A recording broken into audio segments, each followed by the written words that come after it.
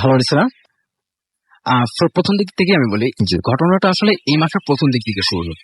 তো ফার্স্টের দিক থেকে আমি জিনিসগুলোকে টোটালি এড়ায় চলতাম এবং একটু মানে ভাবতাম যে দ্যাট ওয়াজ নাথিং, কিছু নাই আসলে। তো আমি রাস্তা দিয়ে হাঁটতাম অথবা বাসায় বসে থাকতাম, যেখানেই যাইতাম মানে বসে থাকতাম অথবা শুয়ে থাকতাম, যেখানে আমার কাছে মনে হতো যে কেউ আমার আশপাশ দিয়ে হাঁটতেছে, এরকম কিছু একটা মনে হতো সবসময় এরকম মনে হতো। তারপর আমি শুয়ে রয়েছি, আমার কাছে মনে হয় যে মানে পুরোভাবে বুঝতে পারি যে আমার গা ঘেঁষে কেউ একজন শুয়ে রয়েছে।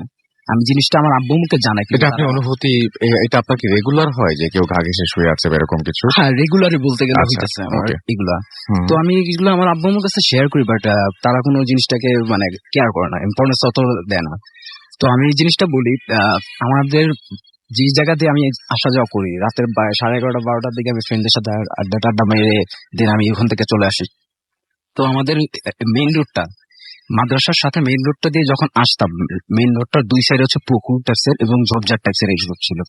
তো আমি যখন হাঁটতাম একা একাই অত রাতের বেলা, মানে আমাদের ওইখানকার নারায়ণগঞ্জ ওই সাইডটার ভিতরে মানে অত রাতের বেলা কেউ হাঁটা চলা করতে না, গাড়ি দুই একটা মাঝে মধ্যে যাইতো আর কি। তো আমি হাঁটতাম, আমার কাছে মনে হতো যে আমার নিজের হাঁটার শব্দটা তো আমি বুঝতে পারতাম, বাট আমার সাথে মানে আমি স্পষ্ট বুঝতে পারতাম কেউ একজন আমার সাথে হাঁটতেছে। আচ্ছা, বাট আমি পিছনে ঘুরে তাকাই দেখি অথবা আশেপাশে তাকাই দেখি কি কেউ আমার সাথে নাই। তো এরকম ভাবে অনেকবার জিনিসগুলো মনে হয়েছে। তো আমি এই জিনিসগুলোকে এড়াই চলছি। আপনি সবসময় এরকম ফিল করছেন? হ্যাঁ, এরকম সবসময় ফিল করছি। তো একদিন আমি মানে বাসায় শুয়ে রয়েছি, তো ফ্রেন্ডের সাথে আড্ডা মেরে আমি বাসায় আসছি, রাতের 12:15 হবে এরকম টাইম। জি, আমি আমার বাসায় ডিম লাইটটা অন করে আমি শুয়ে রয়েছি। জি, তো কিছুক্ষণ শুয়ে থাকার পর হঠাৎ করে আমার মানে চোখটা খুলে যায়। আমি ওই ডিম লাইটের আলোতে দেখতে পারি কি আমার জানালার সাথে কি যেন ঘেঁষে দাঁড়িয়ে আছে। আচ্ছা, একদম জানালার সাথে ঘেঁষে দাঁড়িয়ে আছে। মানে একটু অন্যদিকে মুভ করে শোয়া ছিলাম তো জাস্ট ওইভাবে একটু ঘুরে তাকায় দেখি, কিন্তু একটু ভালো করে উঠে যখন তাকে দেখ, মানে বিশেষ করে বয়স 15-16 হবে একটা মেয়ে, সে মানে তার মাথাটা জানালার ভিতরে এবং তার বডিটা জানালার বাইরে। আমি এটা দেখে সাথে সাথে লাফ দিয়ে উঠে আমার লাইটটা জ্বালাই রুমে, কিন্তু তখন আমি কাউকে দেখতে পাই না। আচ্ছা, আমি তখন চিৎকার করে আমার আব্বু আম্মুকে ডাক দিই, কিন্তু তারা আসার পরেও কাউকে দেখতে পায় না। মানে তাদের কাছে একটু অবাক লাগে, কারণ এত রাতের বেলা আমি চিৎকার করে উঠবো, হ্যাঁ, এই জিনিসগুলো তাদের কাছে একটু অবাক লাগে, কিন্তু তারা তখনও অতটা ইম্পর্টেন্স দেয় না। তারপর রাসেল ভাই, আমি আসলে এরকম ভাবে সবসময় ফিল করতে থাকি। আর তার থেকে বড় জিনিস কি, আমি মানে সবসময় এভরি টাইম কাজ করি অথবা যে পড়াশোনা করি, আমি মানে যেখানে যাই না কেন আমার কাছে মনে হইতো যে একটা মেয়ের চুল, বড় চুল শরীরের উপর পড়লে যেরকম লাগে, একগোছা চুল মানে শরীরের উপর পড়লে যেরকম লাগে আর কি, আমার কাছে সেরকম মনে হইতো। কিন্তু আমি হাত দিই, যেখানে লাগতো মনে হইতো, স্পর্শ মনে হইতো, আমি হাত দিতাম কিন্তু কিছু পেতাম না আমি। আচ্ছা, আমার কাছে এইসব ভয়টয় মানে এগুলো জিনিসগুলো আমি ফিল করতে পারি, পুরো স্পষ্ট ফিল করতে পারি। তারপর আমি আরেকবার, আমার ফ্রেন্ড আছে সৌম্য, তারপর মেহেদি, আমরা সবসময় একসাথে আড্ডা মারি আর কি, সৌম্যর বাসাতে আমরা আড্ডা মারি।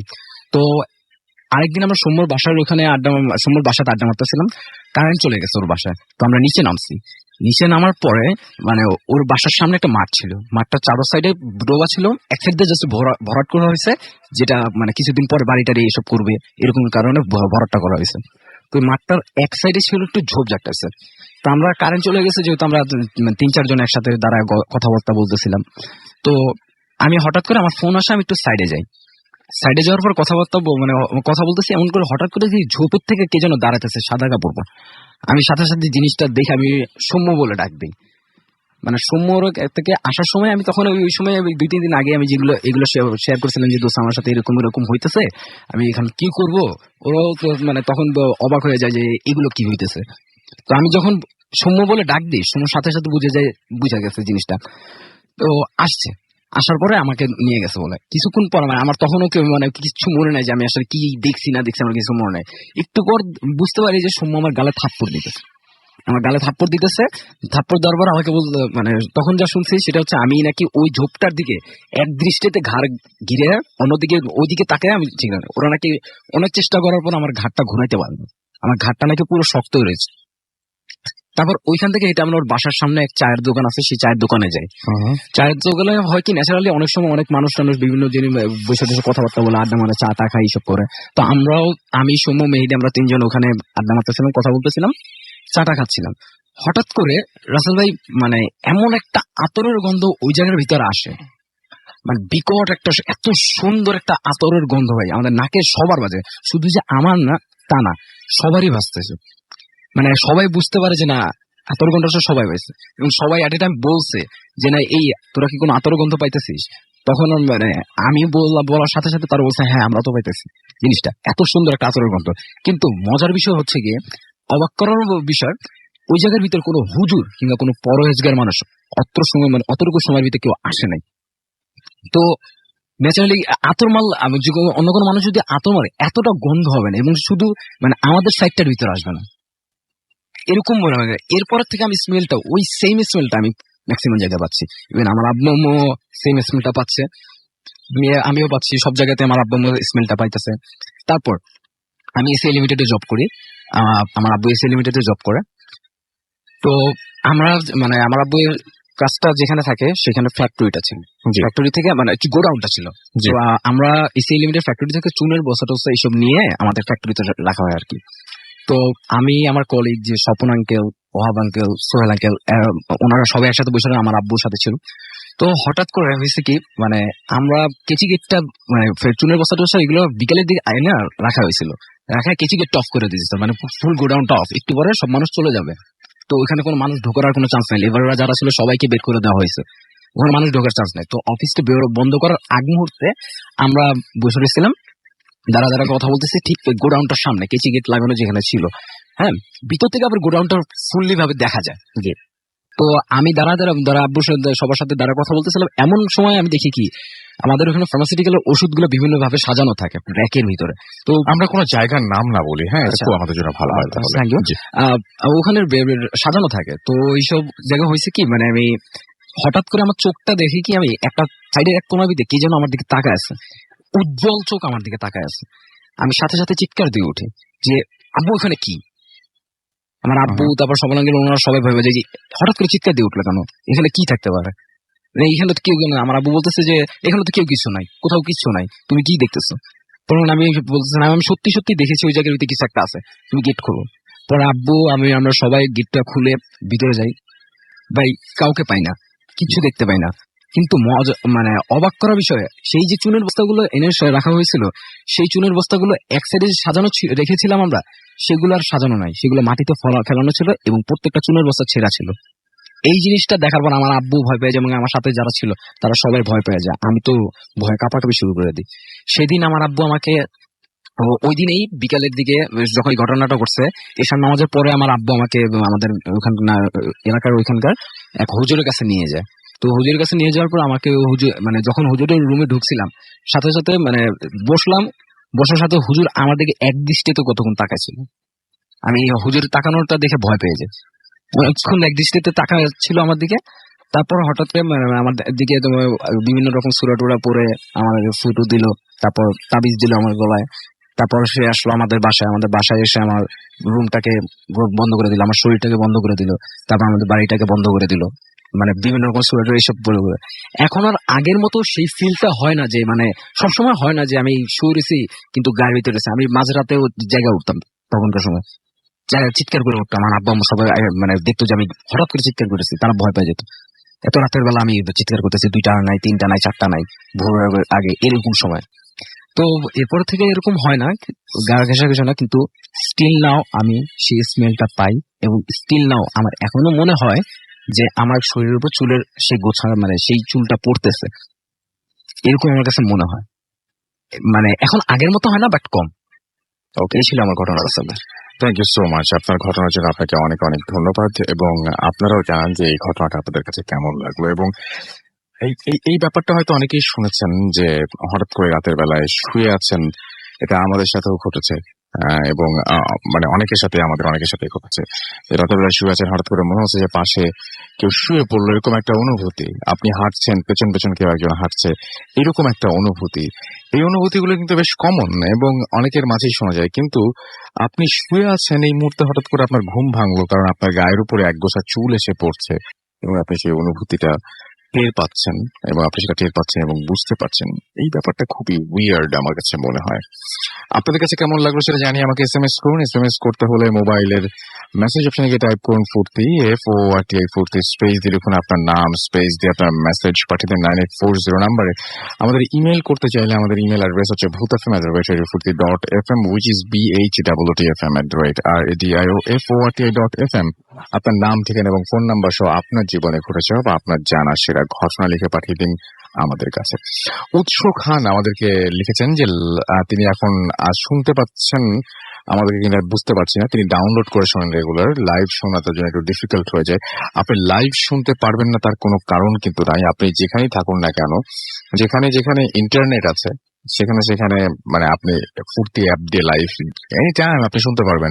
আপনি ডাউনলোডই তো করছেন, তো আপনি ভালো সাউন্ড কোয়ালিটির জন্য কেন লাইভ শুনবেন না? আমাদেরকে অয়ন খন্দকার SMS করছেন নারায়ণগঞ্জ থেকে, এবং তিনি বলছেন যে ভূত এফএম কে মিস করা যায় বলেন, আর আমরাও চাই না আপনাদের কাউকে মিস করতে। অনেকে খুলনা থেকে SMS করেছেন এবং তিনি বলছেন যে আজকে আমার বার্থডে, জন্মদিনের অনেক অনেক শুভেচ্ছা আপনার জন্য। খুলনা থেকে আনোয়ার এবং তার ওয়াইফ আফরিন আমাদের SMS করেছেন এবং তিনি বলছেন please don't stop the Foorti, don't stop the Bhoot FM. Okay, thank you very much আমাদের সঙ্গে থাকার জন্য এবং রেগুলার আমাদেরকে ইন্সপায়ার করানোর জন্য SMS দিয়ে। মুনিরা আঞ্জুম মুক্তা আমাদের খুলনা থেকে SMS করেছেন এবং বাহ, খুলনার এক ধার্সে SMS আসছে। HSC পরীক্ষা চলছে, প্লিজ দোয়া করবেন। যারা যারা HSC পরীক্ষা দিচ্ছেন তাদের সবার জন্য আমার অনেক অনেক অনেক অনেক দোয়া, এবং আশা করছি অনেক অনেক ভালো একটা রেজাল্ট পাবেন আপনারা, এবং অনেক শুভকামনা। যেরকম প্রিপারেশন নিয়েছেন বা যেরকম ভাবছেন তার চাইতে আপনার আকাঙ্ক্ষার চাইতেও ভালো ফলাফল হোক, সেটাই আশা করব। মুনতাসির আমাদের SMS করবেন এবং তিনি বলছেন যে তিনি SMS করেছেন এবং তিনি বলছেন যে আমি এবং আমার ওয়াইফ ঐশী ভূত এফএম শুনছি। যাই হোক, আমি একটা ঘটনা এখন পড়তে চাই, যে ঘটনাটি আমাদের একজন লিসেনার পাঠিয়েছেন, এবং এই ঘটনাটাও বেশ অদ্ভুত টাইপের। আমি জানি না সত্য মিথ্যা, আমাদের চাইতে আল্লাহ ভালো জানেন, কিন্তু এখানে যে ঘটনাটা পড়ছি এই ঘটনাটা একটু অদ্ভুতই লেগেছে আমাদের কাছে। আসসালামু আলাইকুম রাসেল ভাই, আশা করি ভালো আছেন। এই ঘটনাটি আমার পাঠানো প্রথম ঘটনা। ঘটনাটি ভালো লাগলে পড়ে শোনাবেন। আমার নাম শুভ বণিক, ঢাকার একটি বেসরকারি বিশ্ববিদ্যালয়ে CSE পড়ছি। আমার মানিকগঞ্জের আমি স্থায়ী বাসিন্দা। ঘটনাটি আমাদের বাসায় এক কাজের লোকের কাছ থেকে শোনা। তিনি পটল বিলের পাশেই থাকেন। মানিকগঞ্জের এই পটল বিলের নানা কাহিনী সবারই জানা। এই পটল বিলকে ঘিরে নানা ঘটনা এখন মানুষের মুখে মুখে শোনা যায়। কিছুদিন আগ পর্যন্ত কোনো বাচ্চা মারা গেলে ওই পটল বিলে কবর দেয়া হতো। রাত 10টার পর থেকেই জায়গাটা কেমন হয়ে যায়। আগের ঘটনাটি ওনার মুখ থেকে যেভাবে শোনা আমি সেভাবেই লিখছি। লোকটি ছিলেন একজন ফেরিওয়ালা। তিনি ওই কাজের লোকের পাশের বাসায় থাকতেন। সারাদিন সে ঘুরে ঘুরে নিজের হাতে বানানো পাপোশ এবং ঝাড়ু বিক্রি করতেন।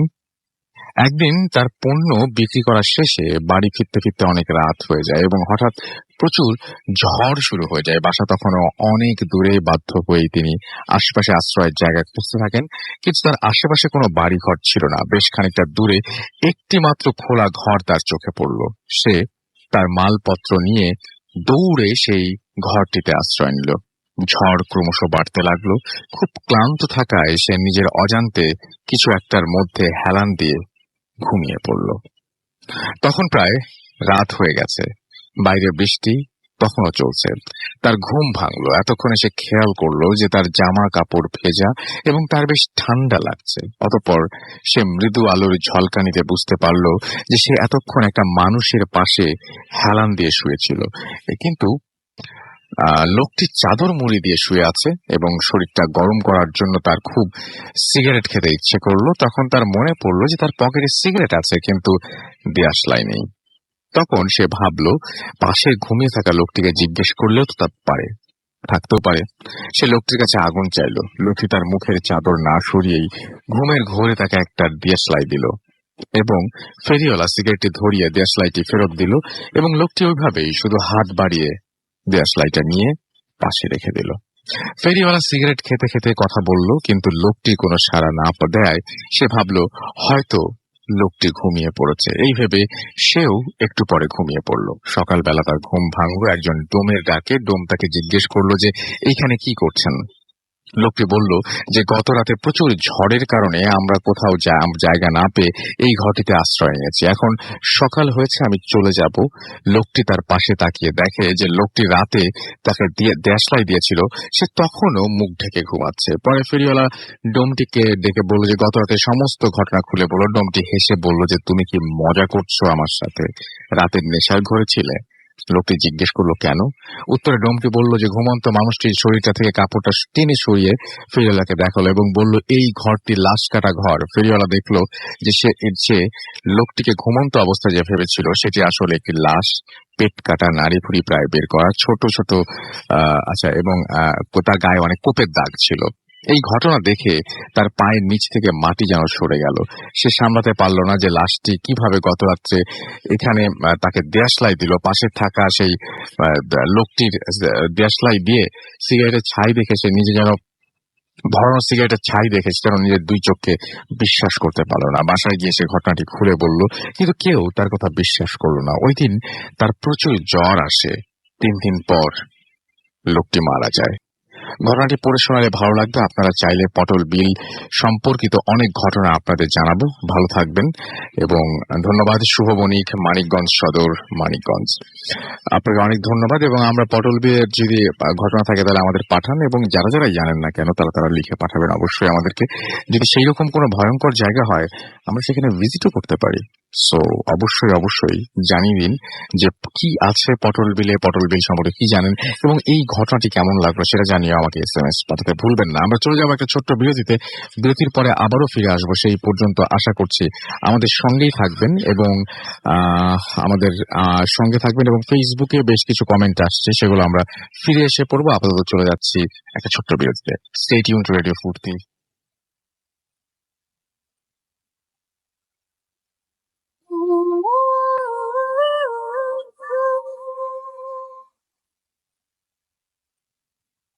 Welcome back. শুনছেন সবসময় রেডিও ফুর্তি FM। আমি রাস্তাল আছি, সাথে আমার সাথে রয়েছে মাসুম এবং আজকের অতিথিরা, এবং আপনাদের সবাইকে আরো একবার স্বাগত জানাচ্ছি ফুর্তি FM। এবং আমি দেখতে পাচ্ছি যে অনেকেই আমাদের এখানে লিখছেন। আবির আমাদের এখানে লিখছেন এবং লাশের গল্পটা তার কাছে খুব ভালো লেগেছে, সেটা তিনি জানিয়েছেন। এছাড়াও রুবেল আমাদের লিখেছেন জামালপুর থেকে, তিনি শুনছেন। ফেসবুকের গুলো পড়ছি।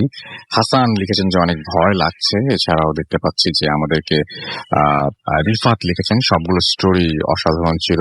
এছাড়াও নাইম আমাদের সাথে SMS করেছেন এবং আমাকে বলছেন যে যে স্টোরিটা কিছুক্ষণ আগে পড়লেন সেটা শুনে আমার এখন ভয় লাগছে। আচ্ছা, নাহিদ শাহরিয়ার সাব্বির আমাদের এখানে লিখছেন। এছাড়াও আমাদের এখানে লিখছেন, দেখতে পাচ্ছি মিজানুর রহমান লিখছেন পটল বিলের কাহিনীটা দারুণ। আমাদেরকে শাহনীলা রহমান মৌমিতা আমাদের এখানে লিখছেন যে ভালো লাগছে। এছাড়াও আমাদের এখানে দেখতে পাচ্ছি অ্যাঞ্জেলা জুই বিশ্বাস আমাদের এখানে লিখছেন আজকের ঘটনাগুলো রিয়েলি অসম। এছাড়াও দেখতে পাচ্ছি যে আমাদেরকে মনিরুল ইসলাম বলছেন আমরা 3 জন মিলে বড়াল নদীর পাড়ে বসে শুনছি। তো আমার কাছে যেটা মনে হয় যে গরমের মধ্যে এই নদীর পাড়ে বসে শোনা বা খোলা জায়গায় বসে ভূত FM শোনার আইডিয়াটা কিন্তু খারাপ না। এবং কারো ডিস্টার্বও হয় না। টেলিভিশন বা অন্য কোনো কিছু দেখতে যেরকম আলো টালোর ব্যাপার থাকে, এখানে কোনো ব্যাপার নাই। জাস্ট আপনি শুনতে পারেন নিজের মতো করে। এবং আমার কাছে মনে হয় যে আজকের ঘটনাগুলো জমজমাট লাগবে। এখন যে ঘটনা শোনাবো এই ঘটনাটা আমি নিজেই এই ঘটনা নিয়ে কোনো মন্তব্য করতে চাই না। এবং মানে আল্লাহর দুনিয়ায় অনেক কিছু ঘটে এবং আল্লাহ সবচেয়ে ভালো জানেন। তো যিনি এসছেন আমাদের একজন, আপনি আপনার নাম? আমার নাম আলমগীর সরকার। জি, আলমগীর সরকার। এবং আলমগীর সরকার, আপনি যে ঘটনাটা বলবেন সেটা হচ্ছে 40-এর দশক না 50-এর দশক? 40-50-এর দশক। 40-50-এর দশকের ঘটনা। তো অনেক অনেক অনেক পুরনো। এবং আপনি যেটা বলছেন, আপনি নিজে এখন কি করেন? আমি একটা সেনাগোল্লা জব করি। আচ্ছা, তো আমরা আপনার ঘটনায় চলে যাই। এবং আপনার যে ঘটনাটা ঘটেছে এই ঘটনার জায়গাটা কোথায়? জায়গাটা গাইবান্ধা। আপনার গ্রামের বাড়ি। এবং আপনি বলছিলেন ঘটনাটা খুব অদ্ভুত বলে এতগুলো প্রশ্ন করছি। হ্যাঁ হ্যাঁ হ্যাঁ। আপনি বলছিলেন যে আপনাদের এলাকার সবাই এলাকার সেই সময় যারা মুরব্বী ছিলেন বা তারা অনেকে তাদের মুখেও শোনা, আমার নানার একদম সামনে উনি এটা শুনে আপনি কত বছর আগে শুনেছিলেন এই ঘটনাটা? তো আমরা তখন ছোটবেলায় ঘটনাটা শুনেছি, আমি প্রায় 30-35 বছর 30-35 বছর আগে আপনি এই ঘটনাটা শুনেছেন শুনেছি। এবং সেই ঘটনাটা এখন আপনি আমাদের সাথে জি, শেয়ার জি। করবেন। খুবই অদ্ভুত ঘটনা বলে এত কিছু বললাম, তো শুনি আপনার জি। ঘটনা। রাসেল ভাই, আমি আমার পরিচয়টা আরেকবার দিতে চাই। আমার নাম আলমগীর সরকার, আমি এসেছি পূর্ব জোরাইন থেকে। তো আমি ঘটনা চলে যাই। জি। ঘটনাটা 50 দশকের ওই সময় হবে। তো আমার নানার কাছে শোনা। আমার নানা একটু ব্ল্যাক ম্যাজিক চর্চা করতো হুম। সে আগে থেকেই। তো অনেক বড় বড় ঘটনা আছে, সেগুলো একসময় এসে শেয়ার করবো। বাট আজকে যে জিনিসটা সেটা তার আমলের এই ঘটনাটা ঘটে গেছে। তো সেই সময় ওই এলাকায় তাদের গ্রামের পাশের গ্রামে আর কি একজন মাতবর শ্রেণীর একজন লোক ছিলেন। তো উনি একটু খুব মানে আছে না, ভালো মন্দ মিলেই তো মানুষ, তো উনি একটু মন্দ মানুষই ছিল। মানে উনি সাধারণত যে কোনো জায়গায় সালিশ করতে গেলে হয়তো দেখা গেছে যে ন্যায় বিচার পেত না, বা তারপরে আবার বিভিন্ন ধরনের খারাপ কাজ করে বেড়াইতো, সুদ খাইতো, মানে না এহেন কোনো খারাপ কাজ নেই যে উনি করেননি। তো যাই হোক, এলাকার লোকজন তাকে খুবই অপছন্দ করতো। তো একটা সময় উনি মারা যান। তো মারা যাওয়ার পরেই ঘটনাগুলো শুরু হয় তার। তো যেহেতু এই জগতে দুটো লোকের ক্ষেত্রে মানুষের কৌতূহলী থাকে বেশি, এক ভালো, খুব বেশি ভালো হলে তার ক্ষেত্রে লোক বেশি হয়, আবার খুব খারাপ লোক হলে তার ক্ষেত্রে লোক বেশি হয়। তো কোন এক সময় লোকজন তাকে কবরস্থ করে, মানে মারা যাওয়ার পরে কবরস্থ করার পরে ওই দিন সারাদিন ভালো গেল, রাত্রেও ভালো গেল। পরের দিন সকালবেলা যখন তার লোকজন উঠে দরজা খুললেই দেখে যে তার ওই লাশটা তার সামনে, মানে যে লোক যে মারা গেছে তার বাড়ির লোকজন যখন দরজা খুললো তখন দেখে যে লাশটা তার ওই কাফন পরানো অবস্থায় লাশটা সামনে। তো এই দেখে তারা তো হতচকিত হয়ে গেল যে কি ব্যাপার, এটা কি হলো। যে কবরে গেল, দেখলো যে কবর যেমন কবর তেমনই আছে, কোনো মাটিও সরানো হয়নি, কিছুই সরানো হয়নি, কিন্তু ওখানে লাশ নেই, লাশ হলে তাদের বাড়িতে। তো তখন তারা মনে করলো যে হয়তো ওই লোকটা খারাপ ছিল, বা হয়তো এলাকার লোকজন তো তার শত্রু থাকতেই পারে, হয়তো কেউ এরকম বদমাইশি করে হয়তো এই কাজটা করছে, বা কোনো ভাবে তাকে নিয়ে এসে সামনে রাখছে। তো যাই হোক, প্রথম দিন তারা কিছু না মনে করে এলাকার লোকজন আবার জোগাড় করলো, করে যায় তাকে আবার ওই কবরে, ওই যে কবরে ছিল সেই কবরে রাখছে। তো একটা সময় তো ওরা রাখে দেওয়ার পরে সারাদিন ভালো গেল, আবার রাত ভালো গেল। পরের দিন সকালবেলায় উঠে আবার যেই দরজা খুলছে, খুলে দেখে যে ঠিকই ওই লাশটা আবার যেমনকার অবস্থা সেই অবস্থায়। আবার খবর নিয়ে, মানে যে খোঁজ নিয়ে দেখলো যে দেখে যে কোনো মাটি সরানো হয়নি, কিচ্ছু করানো হয়নি, ওই যেমন কবর সেই রকমই আছে, কিন্তু লাশ নেই। আবার এরা তখন বুঝলো যে না, এখানে তো কোনো সমস্যা, এটা কি বিষয়টা কি, এটা তো তাহলে দেখতে হয়। তো তখন তারা করলো কি, ওই লোকজন ইন্ডিভিজুয়াল তো এই বাতাসের সাহায্যে তো কথাটা খুবই ঘুরপাক খাচ্ছে, এবং যত দূর হচ্ছে তত লোকজন আরো বেশি হচ্ছে, আসতেছে। এই করতে করতে তখন এলাকার লোকজন কয়েক গ্রাম মিলে, তখন তো লোকজন ছিল খুব কম। তা আমার নানাও গেল সেই সময়। তো আমার নানা তখন এই গিয়ে যখন পুরো ঘটনা শুনলো, এরপরে তারা তাদের ইয়াং বয়সের ঘটনা, তো তখন তারা এরকম লোকজন জোগাড় করে তারা ওই কবরে গিয়ে আবার এটাকে কবরস্থ করলো। কবরে করার পর আমার নানা এবং আরো সব লোকজন মিলে ওরা বললো যে আচ্ছা ঠিক আছে, দেখি আমরা এই পাহারা থাকবো আজকে রাত্রে, কে এই কাজটা করতেছে, মানুষ না কে, বা হতে পারে কেউ কেউ বলতেছে দিনের কাজ হতে পারে, কেউ কেউ বলতেছে হয়তো মানুষই করতেছে, তার কোনো শত্রু ছিল এইভাবে। তো যাই হোক, তারা মোটামুটি বেশ কিছু লোক, মানে লাঠি টাঠি দিয়ে, কেউ ইটি নিয়ে, তো ওই গোরস্থানের উপরে তো গাছ থাকে কিছু, সাধারণত অনেক পুরনো গাছটা থাকে, কেউ কেউ গাছে উঠে থাকলো, আবার কেউ কেউ ঝোপঝাড়ের আড়ালে বিভিন্ন ভাবে কেউ কেউ এরকম অ্যাটেম্প নিয়ে থাকলো। তো একটা সময় এই রাত্র প্রায় 8টা-9টা থেকে তারা শুরু করছে পাহারা দেওয়া। ঠিক যখন 10টা বাজে, 11টা বাজে, 12টার সময় এরকম চাঁদনি রাত, ওরা তখন টের পেলো যে, দেখলো যে মানে মনে হলো যে আসমান থেকে কোন 3জন লোক জুব্বা পরা, একদম ফর্সা, 30-35 হাত লম্বা এরকম লোক এসে কবর পাশে 3 জায়গায় ছিল, আর একজন মাথার কাছে। তো এরা দেখে তো, এরা তো মানে কি পাহারা দিবে আর কি, অনেকেই তো ভয়ে পালাইছে, মানে যারা একটু ভীতু টাইপের লোক, আর যারা সাহসী তারা দেখতেছে দেখি কি করা যায়। তো যখন তারা লাঠি টাঠি নিয়ে তখন দেখতেছে যে যখন ওই মাঝখানের যে লোকটা উনি সিনার উপরে যখন ওই হাত দিল, দেখে যে আপসাপ ওই মোদ্দাটা তার মানে হাতের উপরে উঠে আসলো। তো এইটা যখন দেখছে, এই দেখার পরে তখন তারা সব কেউ যারা যারা যেখানে ছিল আপসাপ পড়ে গেছে, ওখানেই ফেন্ট হয়ে গেছে সবাই। কিছু লোক তো পালাই গেছে আগেই, আর যারা ছিল তারা ওখানে পড়ে গেছে, পড়ে যায় মানে একদম সেন্সলেস অবস্থায়। তো পড়ার পরে সবচেয়ে বড় সমস্যাটা হয়েছে সেই সময় যে তারা প্রত্যেকটা লোকে যারা বাড়িতে গিয়ে ঘুমাইছে তারাও স্বপ্ন দেখছে, এবং এখানে যে কয়জন ছিল তারাও দেখে স্বপ্ন দেখে একই সেম ঘটনা। তাদেরকে বলা হচ্ছে যে এই লোকটি এত চরম খারাপ লোক ছিল, তোরা যদি এখানে তাকে 100 বারও যদি তোরা কবরস্থ করিস, 100 বারও এই লাশটা তোদের বাড়িতেই যাবে। এটা স্বপ্নে দেখছে। এটা স্বপ্নে দেখতেছে তারা। এবং ওই দিনও কিন্তু রাত্রে তৃতীয়বারের মতো আবার লাশটা তাদের বাড়িতে ঠিকই গেছে, মানে তাদের বাড়িতে গেছে, এবং যাওয়ার পরেই ধুমকিটা দিছে যে এরপরে যদি তোরা আবারও দিস তাহলে এই লাশ ততবারই যাবে তোদের বাড়িতে, যে এই লাশ এখানে গ্রহণ হবে না, মানে গ্রহণ করা যাবে না, হবে না। তো তখন বলছে যে তাহলে তখন তারা বলতেছে যে হ্যাঁ, একটা বুদ্ধি আছে, এই লোকটা যেখানে তোরা কবরস্থ করছিস এই গোরস্থানের মধ্যেই এই পাশেই একজন বুজুর্গ ওলি আল্লাহর একজন মানে কবর আছে। তো আমাদের রাসেল ভাই, এটা স্বাভাবিক, আমাদের মুসলমান ধর্ম আছে যে কোনো বুজুর্গ বা ওলি আল্লাহ থাকলে তার আশেপাশে 40 গজের মধ্যে কোনো সাধারণত কবর আজাব হয় না। এটা আমাদের আমরা জানি না, আমরা এটা বিশ্বাস করি, এটা আমাদের একটা ইয়ে আছে। তো এই সময় তারা যখন তাকে বলল যে তোরা এখান থেকে 50-60 গজ দূরে একটা জায়গা দেখা দিল, প্রায় নদীর কাছাকাছি, বললো যে ওখানে যে তোরা যদি তাকে রাখতে পারিস কবর দিয়ে তাহলে তোরা তো রেহাই পাবি, না হলে এখানে রাখলে যতবার রাখবি ততবারই তোদের বাড়ি যাবে। তো তখন তারা একটা সময় এই জেগে গেল, মানে তারা সবাই কেউ কেউ ইয়ে হয়ে গেল, হুঁশ ফিরে আসলো। এসে তখন তারা যে যার মতো পাচ্ছে বাড়িতে, যার বাড়িতে গেছে, বাড়িতে গিয়ে কোন রকমের রাতটা কাটাইছে। দেখে যে পরের দিন সকালবেলা দেখে যে ওই ঠিক হুবহু লাশটা তাদের বাড়িতেই পাওয়া গেল।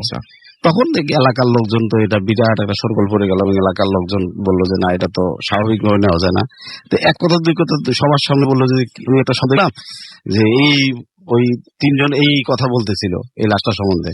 ও বলতেছে আমিও তো দেখছি, ও বলতেছে আমিও তো দেখছি। এখন সবাই বলতেছে, এমনকি যারা ছিল তারাও বলতেছে আমরা তো দেখছি এই স্বপ্ন, কি ব্যাপারে, এটা ঘটনা নাকি? তখন একটা সময় ওই আমার নানা বললো যে তখন ওই তাদের কথা মোতাবেক এই লাশটাকে ঠিক ওই 50-60 গজ দূরে যেখানে বলা হয়েছে ঠিক সেখানে গেলাম, যা ওখানে একটা কবর খুঁড়ে তাকে আবার রাখা হলো। সবচেয়ে বড় মজার ঘটনা, মানে দুঃখজনক হলে সত্য, যে রাসেল ভাই আমার নানা যারা বললো যে এই লাশটা যখন রাখলো, রেখে তারা কিছু দূর এগিয়ে আসছে, মানে পিছনের দিকে তারা তাকায় নাই, এমন ভাবে বিকট শব্দ একটা হলো যে শব্দের চোটে তারা যে পিছনের দিকে তারা এই সুযোগ তারা পায়নি, মানে তারা সোজা দৌড় সামনের দিকে দেখে দৌড়ে। তো ওই দিন আর তারা যায়নি। পরের দিন কেউ তারা গিয়ে দেখে যে ওই কবরটা, আমাদের কবর সাধারণত 2-1 মাসে বা 3 মাসে সাধারণত বৃষ্টি না হলে কবর ভেঙে যাওয়ার কথা না, কিন্তু তারা দেখতে পারলো পরের দিনই দেখে যে কোনো বৃষ্টি নাই, কিছু নাই, শুকনো জায়গা, ঠিক সেখানে যে দেখে যে ওই কবরটা একদম মাটির সঙ্গে মিশে গেছে। মানে মনে হয় না যে এখানে এই কবর বোধহয় আরো 2-4-5 বছর আগে বোধহয় কবর দেওয়া হয়েছে, অথচ কবরটা কিন্তু গতকালকে দেওয়া হয়েছে। এইভাবে তাকে মানে তার একটা হয়। এরপরে নানা তখন তারা অবশ্য বেশ অনেক এই বিষয়টা এলাকায় আমাদের সেই সময় খুব সবার মুখে মুখে ছিল, এবং কি ওই মুরব্বীরা সেই সময় যারা 2-1 জন আছে তারা ইচ্ছে করলে আমি এখন আপনাকে বলতে পারতাম না, কোনো সমস্যা নেই, কিন্তু অনেকে আবার খোঁজ নিয়ে দেখতে চান জায়গাটা, আপনি আরেকবার সবাইকে যদি বলে দেন। আমাদের গাইবান্ধার একটা খোলাটি ইউনিয়ন, আমাদের ইউনিয়নের আমার নানার বাড়ি আর কি ওটা, কিন্তু ঘটনা ঘটে তাদের পাশের এলাকায়, মানে নানার পাশের এলাকায় সেই সময় যারা মুরব্বী আছে। এবং আপনার নানা তখন হচ্ছে এরকম যে কোনো ঝামেলা টামেলা হলে উনি? হ্যাঁ, আমার নানা কিন্তু এই কবিরাজি করতো, এই সমস্ত কিছু ব্ল্যাক ম্যাজিক চর্চা করতো আমার নানা। আমরা দেখতাম, আমি মানে ছোটবেলা থেকে অভ্যস্ত নানার সঙ্গে এগুলো থেকে এবং দেখছি নানার অনেক কিছু কাহিনীও আছে, আমি একসময় পরবর্তীতে বলবো, অনেক বহু ঘটনা আছে আমার কাছে। আমি আপনার কাছে আবার ফিরে আসবো। যাই হোক, আমরা দেখতে পাচ্ছি যে কাছে অলরেডি আরো অনেকেই SMS পাঠাচ্ছেন, একটু SMS পড়তে হয়, এবং আমি দেখতে পাচ্ছি জ্যাকলিন এবং আনিকা আমাদেরকে নাটোর থেকে SMS করেছেন। FM মামুন আমাদের SMS করেছেন জয়পুরহাট থেকে। পাপ্পু এবং টুটুল আমাদের SMS করেছেন বেনাপোল থেকে, এবং এটা তাদের ফার্স্ট SMS। ভূত FM শুনছেন, ভয় পাচ্ছেন। থ্যাংক ইউ আমাদের সাথে থাকার জন্য এবং আমাদেরকে প্রথম SMS পাঠিয়ে দেওয়ার জন্য। ইলোরা আমাদের SMS করেছেন। মাসুদ খুলনা থেকে আমাদের এসএমএস করেছেন, ছাদে বসে ভূত এফএম শুনছেন। লিমন আমাদের এসএমএস করেছেন, আমি আর আচ্ছা তিনি এবং তার ওয়াইফ তারা ইরানি তারা একসঙ্গে শুনছেন ভূত এফএম। এছাড়াও দেখতে পাচ্ছি বিপ্লব আমাদের এসএমএস করেছেন জগন্নাথ হল ঢাকা ইউনিভার্সিটি থেকে, এবং তার কাছে ব্যাপারটা খুবই অবিশ্বাস্য লিখেছে। আমাদের কাছে মুনিরা আঞ্জুম এসএমএস করেছেন খুলনা থেকে, এবং তিনি বলছেন ঘটনাটি ভয়ঙ্কর সুন্দর হয়েছে। আমাদেরকে অরণ্য জয় লিখেছেন, সব স্টোরিগুলো ভালো ছিল, এবং আজকে তার বার্থডে, জন্মদিনের অনেক অনেক শুভেচ্ছা রইল আপনার জন্য। শুভ অধিকারী আমাদের লিখেছেন, এবং তিনি বলছেন সত্যি ভয়ঙ্কর। অ্যাডভোকেট মামুন মতিয়াখালী খুলনা থেকে লিখেছেন লাস্ট স্টোরিটা দারুণ। শারমিন ভোলা থেকে আমাদের এসএমএস করেছেন আমাদেরকে রাসেল। এছাড়াও আমাদেরকে এসএমএস করেছেন দেখতে পাচ্ছি রকি সহ আরো অনেকে। আপনি যদি এসএমএস পাঠাতে চান তাহলে আপনাকে যেটা করতে হবে, মোবাইলের মেসেজ অপশনে চলে যেতে হবে এবং সেখানে গিয়ে টাইপ করতে হবে ফুর্তি, FOORTI ফুর্তি, স্পেস দিয়ে লিখতে হবে আপনার নাম, স্পেস দিয়ে লিখতে হবে আপনার মেসেজ, পাঠিয়ে দিতে হবে 9840 নাম্বারে। আমরা আরেকটা স্টোরিতে যাই যেটা আমার কাছে লেখা রয়েছে এবং আমি এটা পড়ে শোনাতে চাই আপনাদের কাছে। আশা করছি আগের মতো এই ঘটনাটা আপনাদের আনন্দ দেবে। লিখছেন আমাদেরকে, আচ্ছা নাম যদি প্রকাশ করতে না বলে থাকেন, আমি ঘটনাটা পড়ি। রাসেল ভাই, আশা করি ভালো আছেন, কারণ সব সময় আপনি ভালোর দলে থাকেন। আমি আমার পক্ষে স্টুডিওতে এসে ঘটনা বলা সম্ভব না, তাই লিখে পাঠালাম, ভালো লাগলে পড়ে শোনাবেন। আমি আপনাদের ভূত এফএম এর নিয়মিত শ্রোতা না হলেও অনেক এপিসোড আমি শুনেছি, তাই আজ নিজের ঘটনা লিখছি। আমি আজ যে ঘটনাটা বলবো তা আমার নিজের সাথে ঘটে যাওয়া ব্যাপার, ভালো লাগলে পড়ে শোনাবেন। আমার বয়স যখন 4 থেকে 5 বছর, তখন থেকে আমার ঘটনা শুরু হবার কারণ ছিল আমি একটা জিনের হাঁটার রাস্তায় বাধা দিয়েছিলাম। তারপর থেকে ওইটা আমার পিছু ছাড়েনি, আবার কখনো চেপেও ধরতে পারেনি। আমার বয়স 28 বছর। গত 24 বছরে আমার জীবনে অনেক ঘটনা ঘটেছে, তার একটা আপনাকে পাঠালাম। ঘটনা সাল 2011 জানুয়ারি মাস।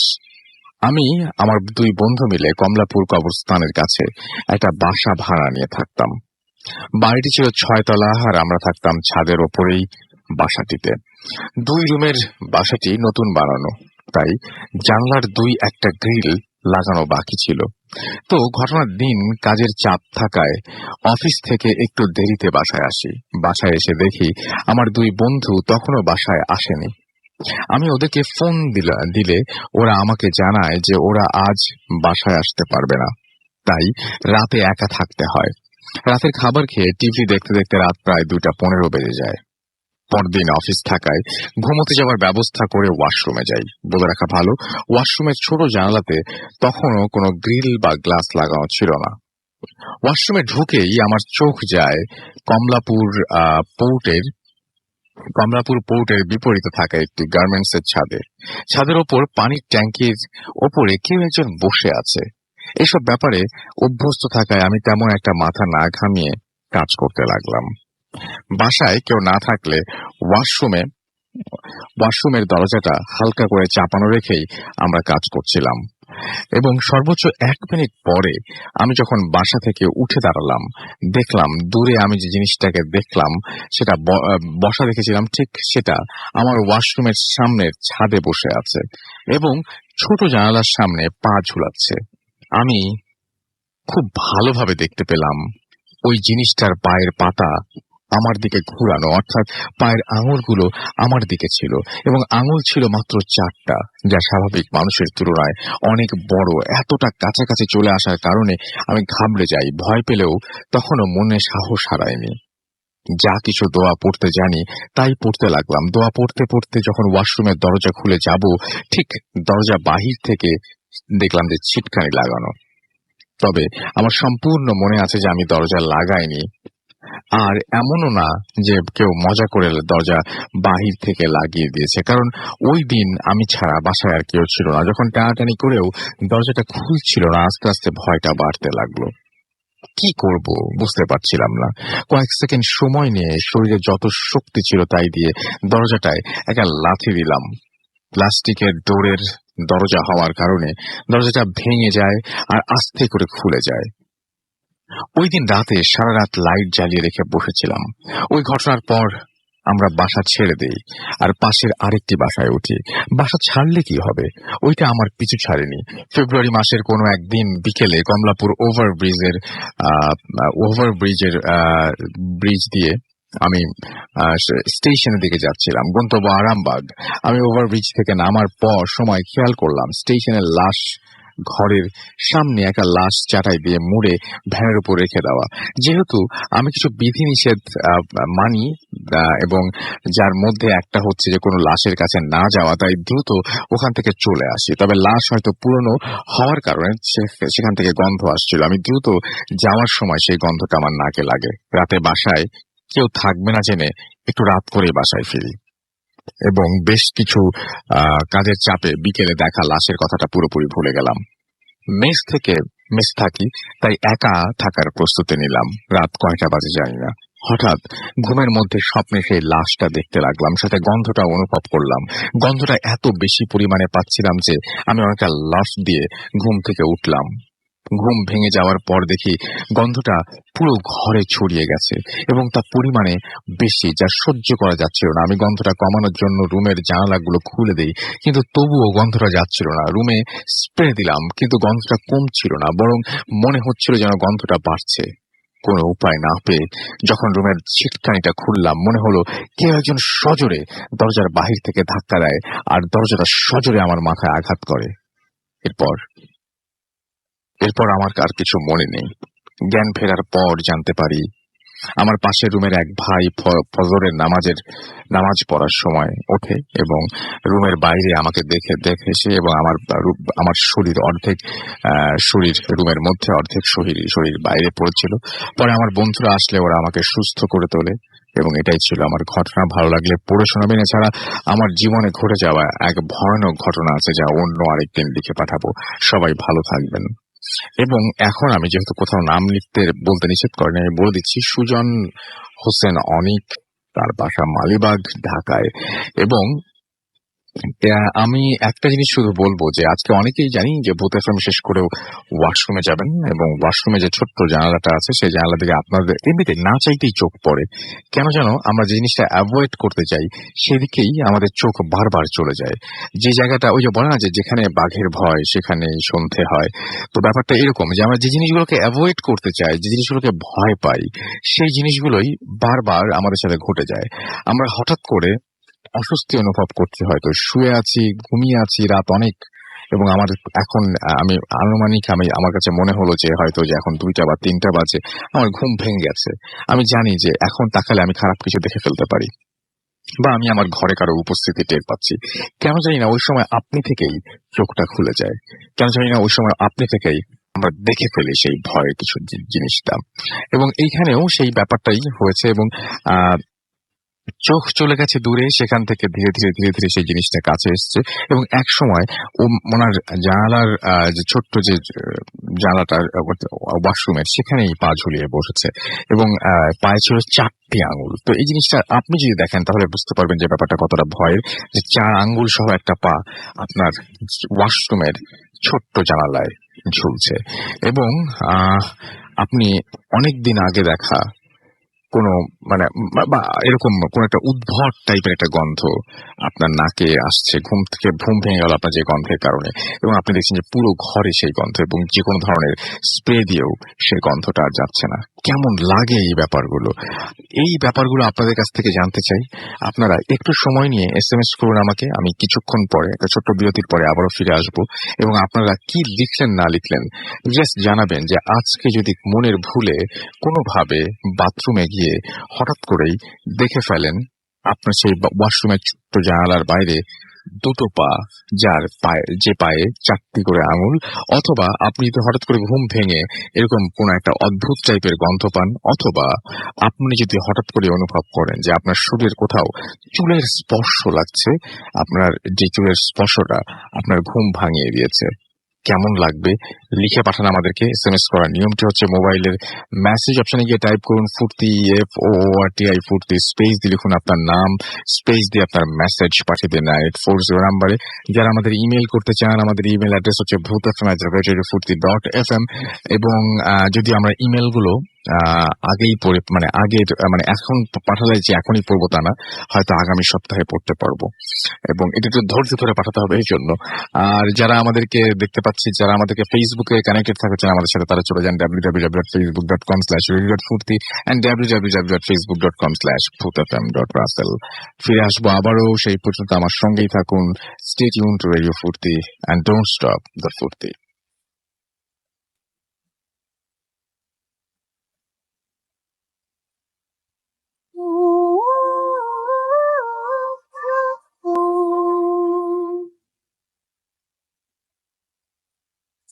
Yes, the night comes alive with Gramophone.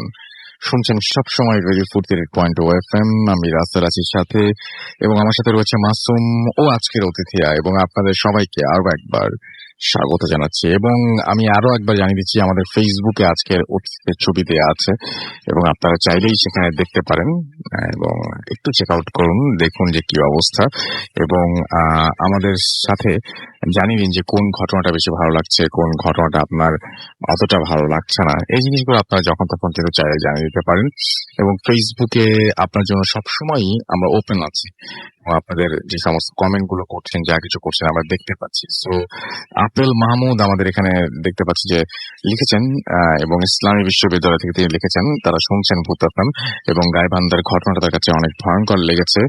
এবং আমি দেখতে পাচ্ছি যে আমাদের সাথে এছাড়া রয়েছেন ওমর ফারুক, এবং তিনি বলছেন যে পুরো অনুষ্ঠান জুড়েই আমাদের সঙ্গে থাকবেন তিনি, এবং তিনি বলছেন যে একা একা শুনছি, খুব ভালো লাগছে কিন্তু একটু ভয়ও লাগছে, তবু উপভোগ করছি। সাইফুদ্দিন মোহাম্মদ শাওন লিখেছেন এত গরমে ভূত FM শুনছি এন্ড গরমে ঠান্ডা হয়ে যাচ্ছি। ওকে, আমিন আমাদেরকে SMS করেছেন, এবং তিনি বলছেন ভয় লাগে না তো রাসেল ভাই। বাহ, চমৎকার। আপনার নিশ্চয়ই তাহলে হাসি পাচ্ছে আমাদেরকে। এছাড়াও দেখতে পাচ্ছি যে SMS করছেন মন পাখি, এবং তিনি আমাদেরকে SMS করেছেন নাফিসুল ইসলাম নাফিউস সালাম ইয়ানি, এবং থ্রিলিং লাগছে পুরো ব্যাপারটা। আচ্ছা, এবং তিনি টের পাচ্ছেন পুরো ভয়টা যেভাবে টের পাওয়া যায় সেভাবে তিনি টের পাচ্ছেন। এবং এমনি জহুরুল ইসলাম আমাদের এখানে লিখছেন যে হয়তো হবে আশা করি। এই মাত্র কি জয়েন করেন, আগে ঘটনাগুলোকে আপনি শুনেছেন। এও যদি ভয় না লাগে তাহলে আমরা আসলেই বলবো যে ভীষণ রকমের আমাদেরকে নিরুপায় মনে হতে হবে, কারণ মানে থাকে না কিছু জিনিস যে কিছু কিছু অনেক মানুষ কিন্তু সিরিয়াস কথা শুনলে হেসে ফেলে, হাসি পায়। অনেক মানুষের ভয়ের কথা শুনলে হয়তো অনেকের এরকম লাগে, থাকতে পারে এরকম অনেক অনেক অনেক ধরনের মানুষ আছে না ভাই পৃথিবীতে। আপনি হয়তো সেরকম একজন মানুষ, একটু আলাদা, একটু ডিফারেন্ট, একটু ইন্টেলেকচুয়াল হতে পারেন।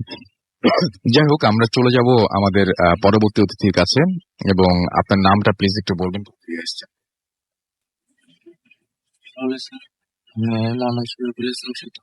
আমি দক্ষিণখান থেকে আসছি। ওকে, তো ঘটনাটা বেসিক্যালি রাসেল ভাই আমার কলিগের কাছ থেকে শোনা, এটা জামালপুরের একটা ঘটনা। জি, এটা 13 বছর আগে ঘটে যাওয়া একটা ঘটনা জামালপুর সদরেরই। ঘটনাটা সবাই মোটামুটি জানে, জামালপুর সদরে যারা এখন শুনতেছে সবাই ঘটনাটা জানে। তো যাই হোক, ঘটনাটা আসলে এরকম ছিল রাসেল ভাই, যে যার ঘটনাটা উনি মানে আমার যে কলিগ আছে কবির, ওর ফুফাতো ভাইয়ের বাসাতেই মানে ঘটনাটা তখন শুরু হয় আর কি। তো ওই লোকটা মানে এমনিতে মোটামুটি বয়স ছিল, তার ছেলে মেয়ে ছিল 4 জন, 3 ছেলে আর 1 মেয়ে ছিল। তো ছেলেদের ইনকামে ওনাদের ফ্যামিলি চলতো, আর পাশাপাশি উনি মানে শখের বসে আর কি মাছ ধরতো। তো যাই হোক, মাছ ধরার জন্য রাসেল ভাই গ্রাম্য ভাষায় আপনাকে একটা পোকা ছিল, পোকা, সেটা ডিম ইউজ করা হতো। তো সেই পোকাটা ধরার জন্য উনি মাঝে মধ্যে বেরোতো। তো একদিনকার ঘটনা, সেদিন উনি সেই পোকাটা ধরার জন্য বের হয়েছে। তো বের হওয়ার পরে মোটামুটি অনেকক্ষণ খোঁজাখুঁজি করছে। তারপর আমাদের বাসা থেকে মাঠ আছে বড়, তো মাঠ পেরিয়ে ওখানে ঝোপঝাড় আছে, তো ওদিকে গেছে আর কি সেই ডিমগুলো খোঁজার জন্য। তো ওখানে যাওয়ার পরে মোটামুটি কিছুক্ষণ খোঁজার পর একটা গর্ত দেখতে পারছে। তারপর ওখান থেকে মানে 3টা ডিম কালেক্ট করছে, বাট ওগুলো মানে যে পোকার ডিমটার সাইজ যেরকম থাকার কথা সেরকম ছিল না। মোটামুটি আপনার কবুতরের ডিমের যেরকম সাইজ হয় ওইরকম সাইজ ছিল ডিমগুলোর।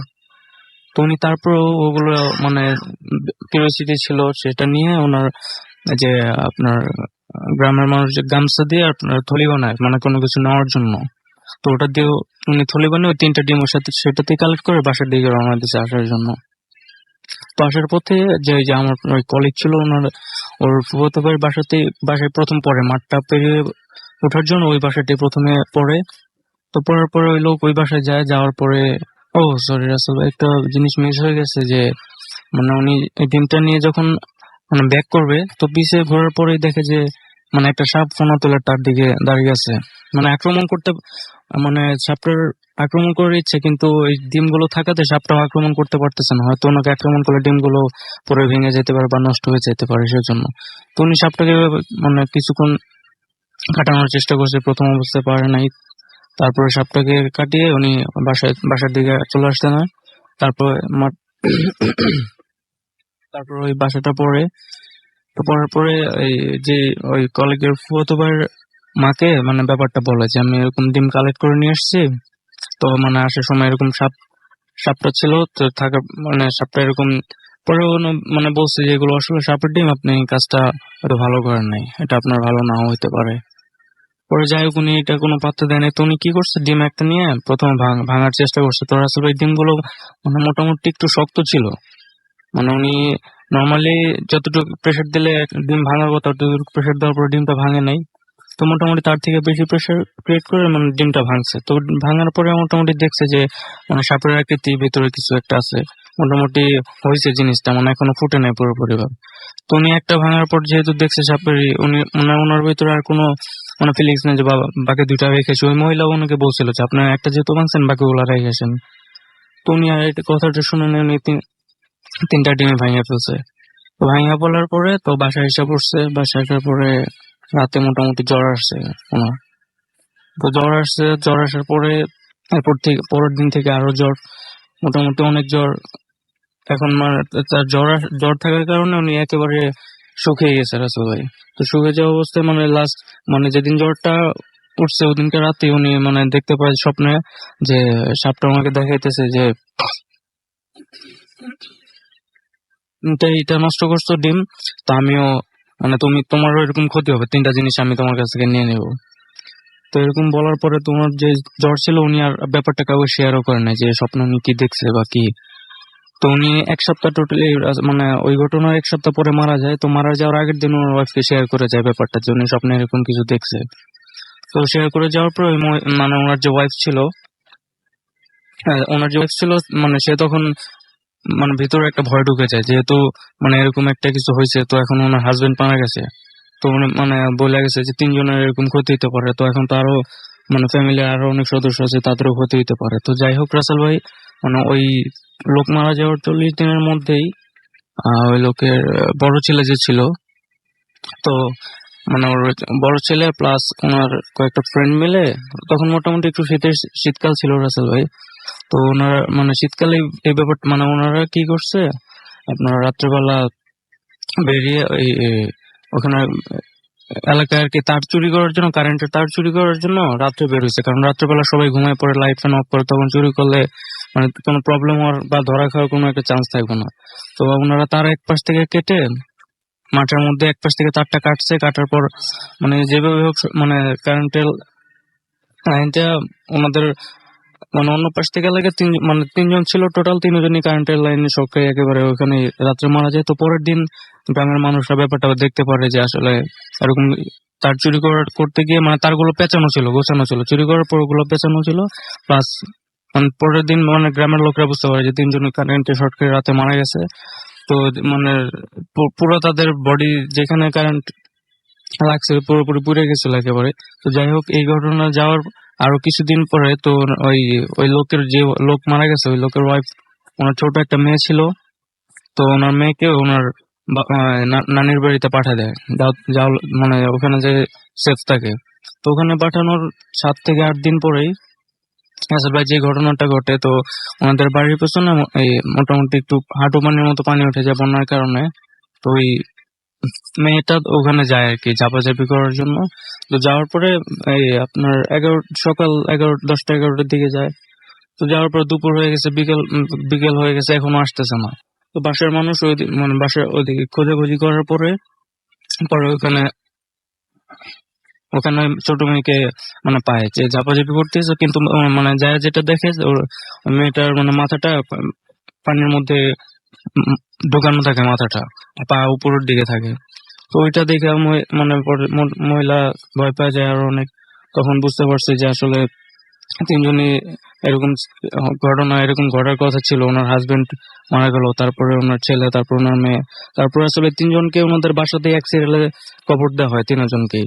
তো এই ঘটনাটা ঘটার পরে মানে এলাকার মানুষ মানে দিনের বেলা তো দরকার ছাড়া যেত না, রাতের বেলা ভুলো মানে ওদিকে আশেপাশে যেত না আর কি কেউ। তো এটা ছিল আর কি রাসেল ভাই অনেক ঘটনা। ধন্যবাদ আপনাকে। আমরা চলে যাই আমাদের পরবর্তী ঘটনা, এবং এখানে আমাদের একটা ইমেল আমরা দেখতে পাচ্ছি এখন। সেই ইমেলটা একটু পড়বো, এবং যিনি পাঠিয়েছেন তিনি হচ্ছেন, আচ্ছা তার নামটা পরে বলবো। রাসেল ভাই, আমার ঘটনা দয়া করে পড়ে শোনাবেন। রাসেল ভাই, আমি জানি আপনি সব সময় ভালোর দলে, তাই জিজ্ঞেস করলাম না কেমন আছেন।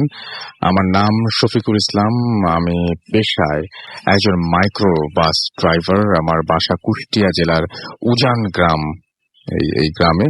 আমি আজ আপনাদের সঙ্গে আমার জীবনে ঘটে যাওয়া একটি সত্য ঘটনা শেয়ার করব। কথা না বাড়িয়ে সরাসরি আমার ঘটনায় চলে যাই।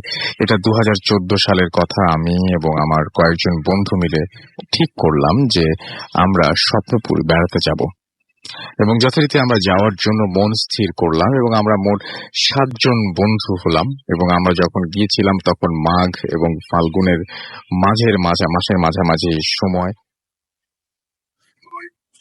খুব গরমও নয়, ঘুরতে যাওয়ার একদম পারফেক্ট সময় ছিল। এই সময় বেশিরভাগ মানুষ বেড়াতেও যায়। তো যাই হোক, আমরা যথারীতি সবাই আমাদের উজান গ্রাম বাজারে এসে একসাথে জড়ো হলাম,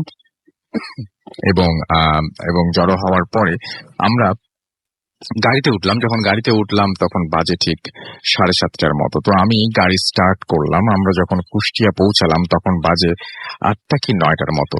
গাড়িতে তেল কম ছিল, তাই আমি কুষ্টিয়ার একটা ফিলিং স্টেশন থেকে তেল লোড করলাম, এবং তেল নেয়ার পর সবাই শহরের ভেতর আসলাম, এবং কুষ্টিয়ার মজমপুর গেট থেকে একটা হোটেলে খাওয়া দাওয়া শেষ করে আবার চলতে শুরু করলাম। তখন প্রায় 10:30টার মতো বাজে। তো আমরা একটা সময় নাটোর পৌঁছালাম। বলে রাখা দরকার যে কুষ্টিয়া থেকে নাটোর পৌঁছাতে সময় লাগে 2 ঘন্টার মতো। তো আমরা যখন নাটোর পৌঁছালাম তখন আনুমানিক 12টা কি 1টা বাজে, এবং নাটোর শহর থেকে কিছু দূরে যেতেই একটা খোলা মাঠ পড়ে। মাঠটি আনুমানিক 3 থেকে 4 কিলো হবে। যাই হোক, আমরা যখন মাঠের ঠিক মাঝামাঝি, তখন হঠাৎ আমার গাড়িটা বন্ধ হয়ে যায়। আমি রাস্তার এক পাশে গাড়িটা সাইড করি। তখন গাড়ির ভেতর সবাই ঘুমাচ্ছিল, শুধু আমার ড্রাইভিং সিটের পাশে, অর্থাৎ আমার পাশে আমার যে বন্ধু ছিল সে বাদে। তো আমি বাকিদের ডেকে তুললাম, ওরা উঠলো। তো আমি গাড়ি ঠিক করার জন্য চেষ্টা করতে লাগলাম, কিন্তু ঠিক হচ্ছিল না, কারণ একটা নাট খোলা রেঞ্জ আমার কাছে ছিল না। আমি রাস্তার ওপর দাঁড়ালাম, এবং অন্য কোনো গাড়ি আসলে সাহায্য নিব, কিন্তু গাড়ি আসলেও কেউ থামায় না, কারণ মাঠ আমাদেরও ভয় করতে লাগলো। যাই হোক, টুল বক্স ঘাটতে ঘাটতে অবশেষে রেঞ্জটি পেলাম, গাড়িটা ঠিক হলো। তো আমরা আবার রওনা হলাম। গাড়ির স্পিড ছিল 40-এর মতো, কিন্তু হঠাৎ আমার গাড়ির স্পিড অটোমেটিক বাড়তে লাগলো, কিন্তু আমি স্পিড বাড়াচ্ছিলাম না। মনে করলাম হয়তো ঘুম চলে আসছে, তাই পিক আপে বেশি চাপ পড়ছে, তাই আমি স্পিড কমানোর চেষ্টা করলাম। আমি অ্যাক্সিলারেটর থেকে পা সরিয়ে নিলাম, কিন্তু আশ্চর্য, স্পিড কমে না, বরং বাড়ছে। আমি ভয় পেয়ে গেলাম, এবং পেছনের সিটের ওরা বলছে যে এত জোরে চালাচ্ছিস কেন। যাই হোক, আমি গাড়ি নিয়ন্ত্রণ করার চেষ্টা করলাম। হঠাৎ আমার চোখ পড়লো আমার ডান দিকের গ্লাসে। দেখলাম যে গাড়ির পেছনে সাদা কি যেন একটা বসে আছে। আমি খুব ভয় পেলাম। যাই হোক, আমি কোন রকমে গাড়িটা নিয়ন্ত্রণ করলাম, এবং আমি গাড়িটি থামালাম, এবং গাড়ি থেকে নামলাম। কিছু দেখতে পেলাম না। ওরাও নামলো, বললো যে গাড়ি থামালি কেন। আমি সব বললাম। ওরা বলল, রাত জেগে গাড়ি চালাচ্ছিস, এই জন্য হয়তো চোখে ভুল দেখছিস। আমরা আবার যথারীতি চলতে শুরু করলাম। কিছুক্ষণ পর জোরে একটা ঝাঁকুনি অনুভব করলাম। মনে হলো পেছন থেকে একটা গাড়ি এসে ধাক্কা মারলো, কিন্তু পেছনে কোনো গাড়ি নেই। এবার সবাই খানিকটা অনুভব করলো। হঠাৎ জোরে বাতাস বইতে লাগলো, কিন্তু আকাশে কোনো মেঘ ছিল না। হঠাৎ সামনে দেখি রাস্তার মাঝে একটা লাশ। মনে হচ্ছিল এইমাত্র অ্যাক্সিডেন্ট হয়ে গেছে। আমার পাশে আমার পাশে সেও দেখেছে। আমি গাড়ি থামালাম, নেমে দেখি কিছুই নেই। যাই হোক, গাড়িতে উঠবো এমন সময় যা দেখলাম সেটা আরো অদ্ভুত। সেটা দেখে আমি দেখি যে আমার চাকার নিচে সেই লাশটি, যার মাথা নেই, গাড়ির চাকার সাথে মিশে আছে। এবং এবং এবং মনে হচ্ছিল যে এই মাত্র অ্যাক্সিডেন্ট হয়েছে। আচ্ছা, এবং এবং আমি চিৎকার দিলাম। আমার চিৎকার শুনে বাকিরা নেমে আসে, তারাও একই ঘটনা দেখলো। দোয়া দুরুদ যে যাই পারে চোখ বুজে তাই পড়া শুরু করলাম। তারপর চোখ খুলে দেখি কিছুই নেই। তো আমরা রওনা দিলাম। একসময় আমরা আমাদের গন্তব্যে পৌঁছালাম, কিন্তু সেই রাত্রের ব্যাখ্যা আজও জানতে পারিনি। এই ছিল আমার ঘটনা। ভালো লাগলে পড়ে শোনাবেন। আরো একবার নামটা বলে দিচ্ছি, যিনি লিখেছেন তিনি হচ্ছে মোহাম্মদ শফিকুল ইসলাম, এবং তিনি এই ঘটনাটি পাঠিয়েছেন আমাদেরকে। আশা করছি আপনাদের সবার এই ঘটনাটি অনেক ভালো লেগেছে। আমরা চলে যাব আমাদের পরবর্তী অতিথির কাছে, এবং আপনার নামটা আমরা একটু শুনবো, এবং আমি জানতে চাইবো যে আপনি কোথা থেকে এসেছেন। তারপরে চলে যাবো আপনার ঘটনায়।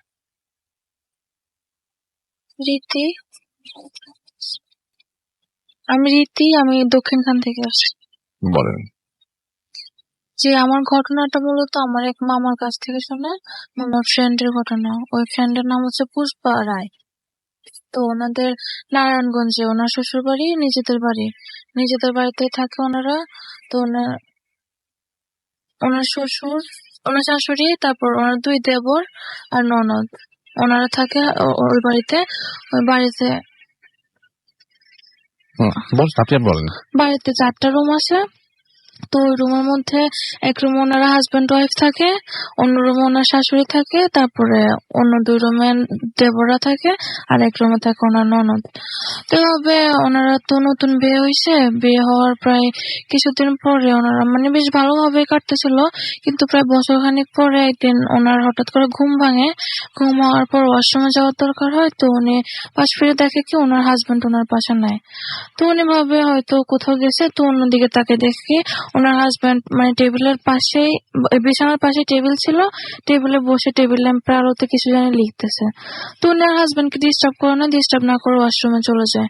তো ওয়াশরুম থেকে বের হয়ে যখন ব্যাক করবে রুমের দিকে, তো উনি ব্যাক করে দেখতে পায় যে ওনার হাজবেন্ড ড্রয়িং রুমে বসে টিভি দেখতেছে।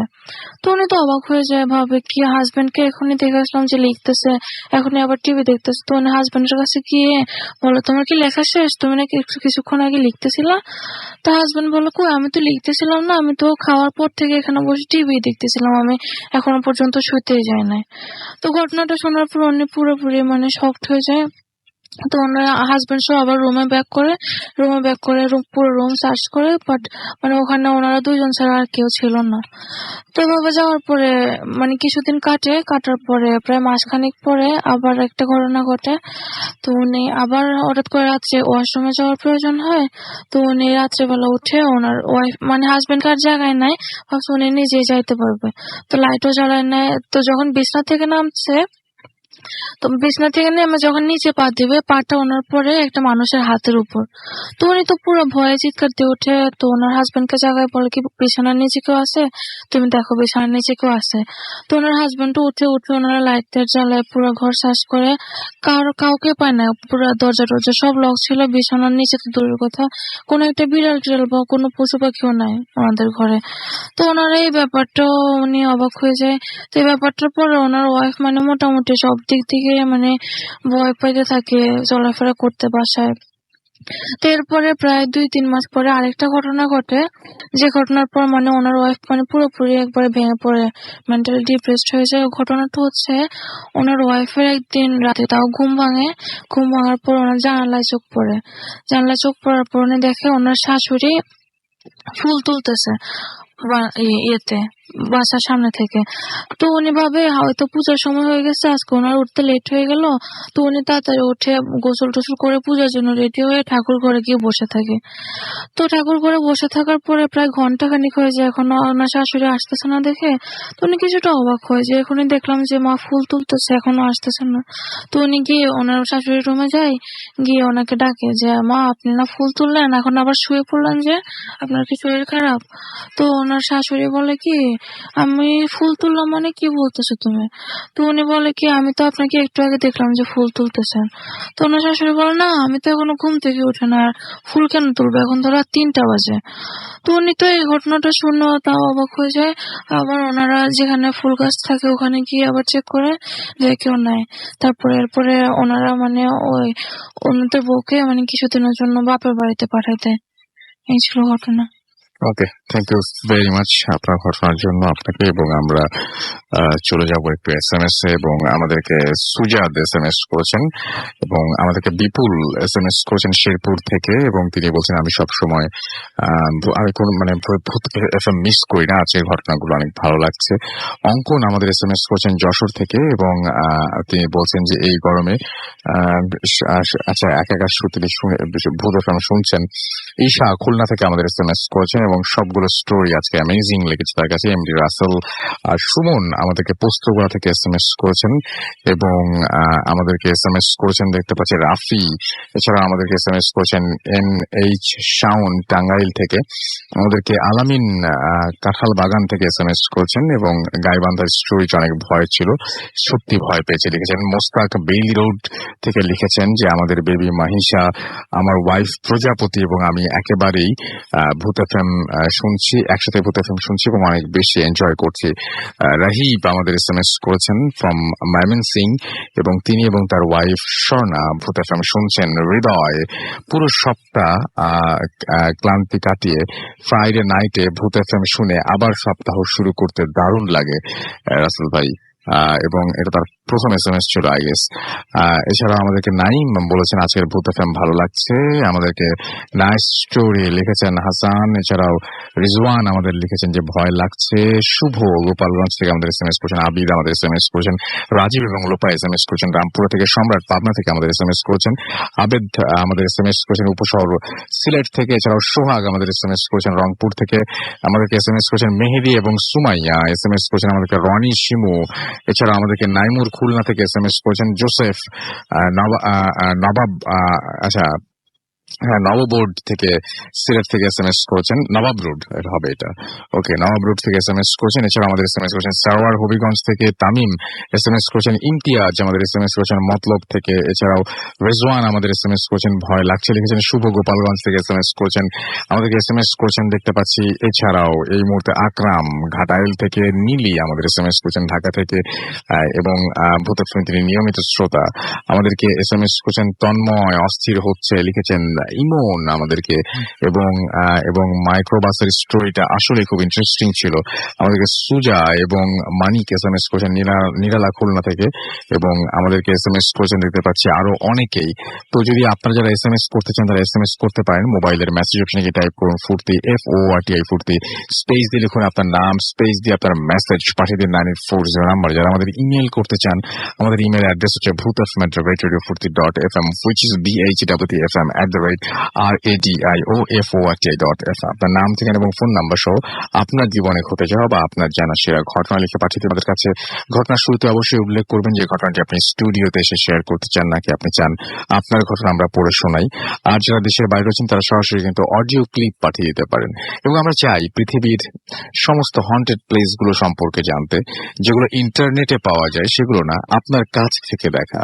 আপনার বাসার পাশের যে গাছটি, আপনার বাসার যে পুকুরটি, আপনার বাসের পাশের যে পরিত্যক্ত যে পার্কটি বা স্কুলটি বা যে কোনো কিছু, বা জমিদার বাড়িটি যেটা মানে অ্যাবান্ডেন্ট এবং যেটা নিয়ে অনেক কাহিনী আছে, এবং যে জায়গাটায় অনেক, এবং আপনার কোন একটা জায়গা হয়তো স্পুকি লাগে আপনার নিজের কাছে, এবং এটা পৃথিবীর যে কোনো জায়গায় হতে পারে, বাংলাদেশের এবং যত জায়গায় বাঙালি আছে তাদের সবাইকে রিকোয়েস্ট করব এই ঘটনাগুলো লিখে পাঠিয়ে দিন আমাদের কাছে।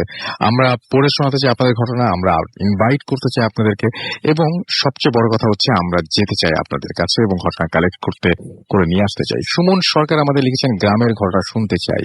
তার আগে সুমন সরকার আপনাকে একটা কোশ্চেন করি আমি, যে গ্রামের ঘটনা আজকে হয়েছে কি?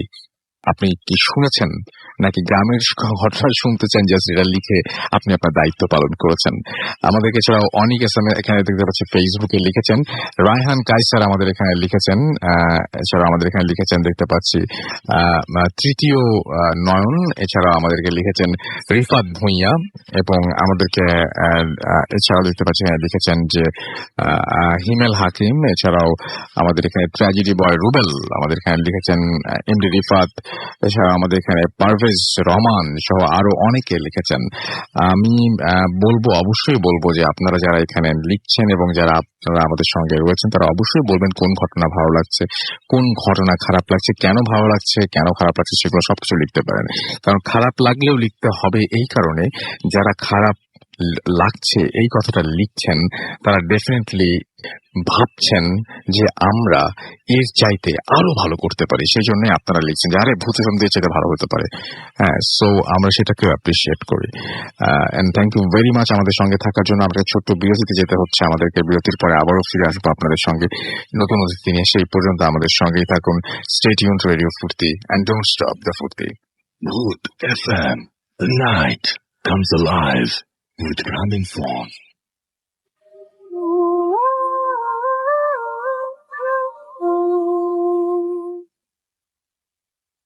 The night comes alive with Gramophone শুনছেন সবসময় রেডিও ফুর্তির 8.0 FM।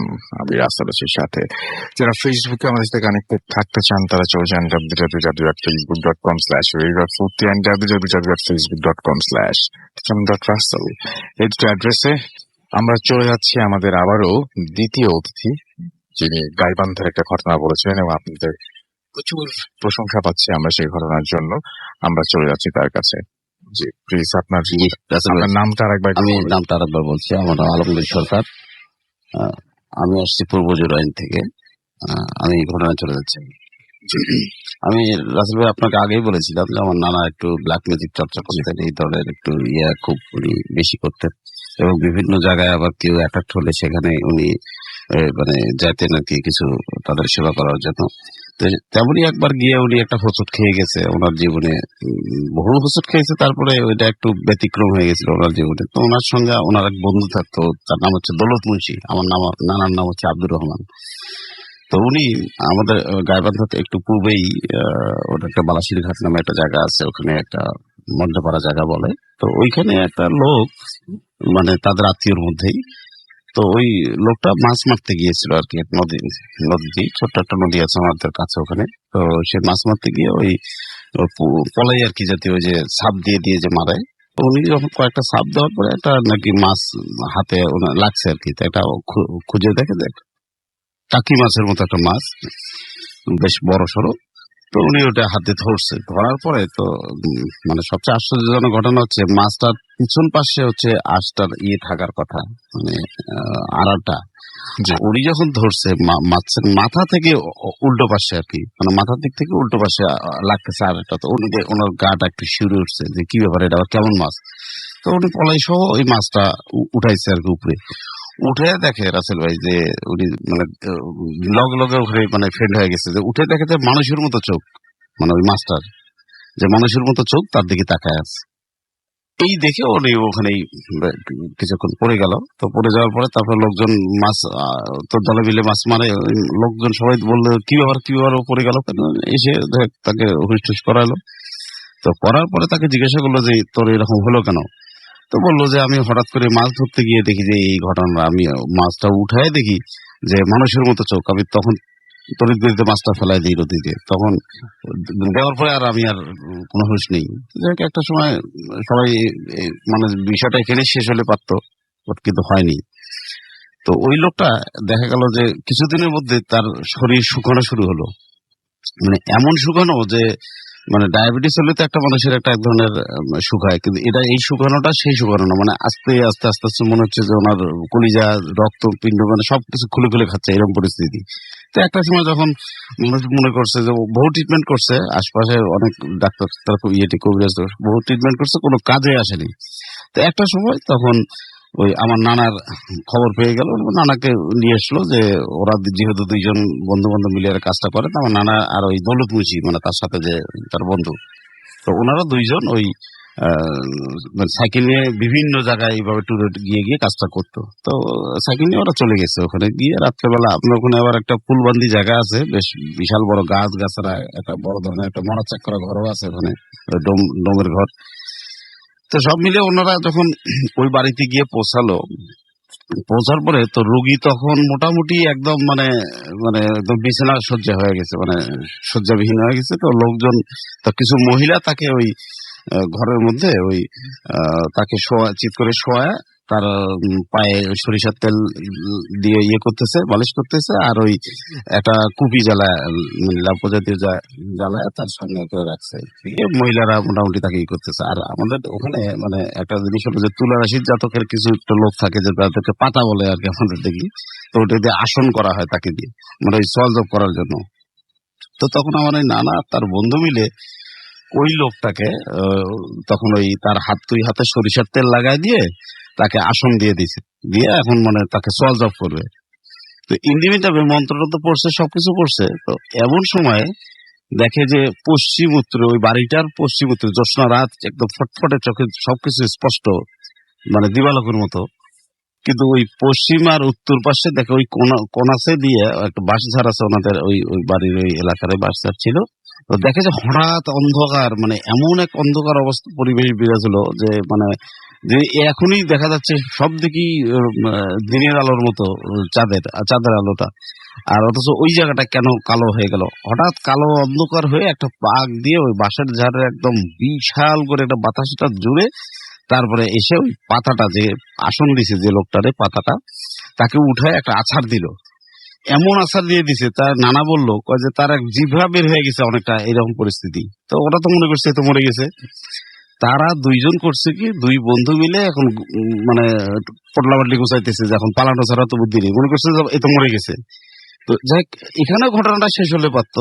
তো সবচেয়ে যে বড় দুঃখজনক ঘটনা হলো যে ওই পাতাটারে ওখানে ফেলায় দেওয়ার পরে ওখান থেকে একটা অবয়বের মতো, একটা বাতাসের মতো একটা দ্রুত গতিতে ওই যে রোগীটা যেখানে ছিল, যে ঘরটাতে তাকে পাহারা দিচ্ছিল মহিলারা, ওই রোগীর ঘরে গিয়ে একটা বাতাসের মতো, পরে মহিলারা তখন তাকে বলছে, মানে নানারা যেটা জানছে পরে, যে ওই মহিলাদেরকে হঠাৎ করে একটা বড় বললো একটা বাতাস অনুভব হলো, একটা আসলো, এসে একটা অবয়বের মতো একটা লম্বা, মানে 43 ফিট, মানে মনে হচ্ছে টিনের চাল ভেদ করে যেন মানে আকাশের মতো উপরে উঠে গেছে, এরকম একটা অবয়ব। তার ঠিক পাটা ওই লাশ, যে লোকটাকে আর কি রোগী, মানে যে লোকটাকে চিৎ করে শোয়ায় যে তাকে ইয়ে করছে, ওই তার গলা বরাবর একটা পা এমন চাপ দিল, লোকটার সাথে সাথে ক্যাচ করে উঠে মারা গেল। এই চিল্লাপালা মহিলারা সব কান্নাকাটি শুরু করছে যে মারা গেল এই করতে করতে পরে একটা সময় নানা আর ওই সেই দৌলত মুছি, ওনারা দুইজন সাইকেল নিয়ে রাসেল যেই পরিমাণে দৌড়ানি দিছে, মানে জীবনে আমরা এরকম কোনোদিন ভয় পাইনি, যা আমাদের জীবনে এইরকম ভয়।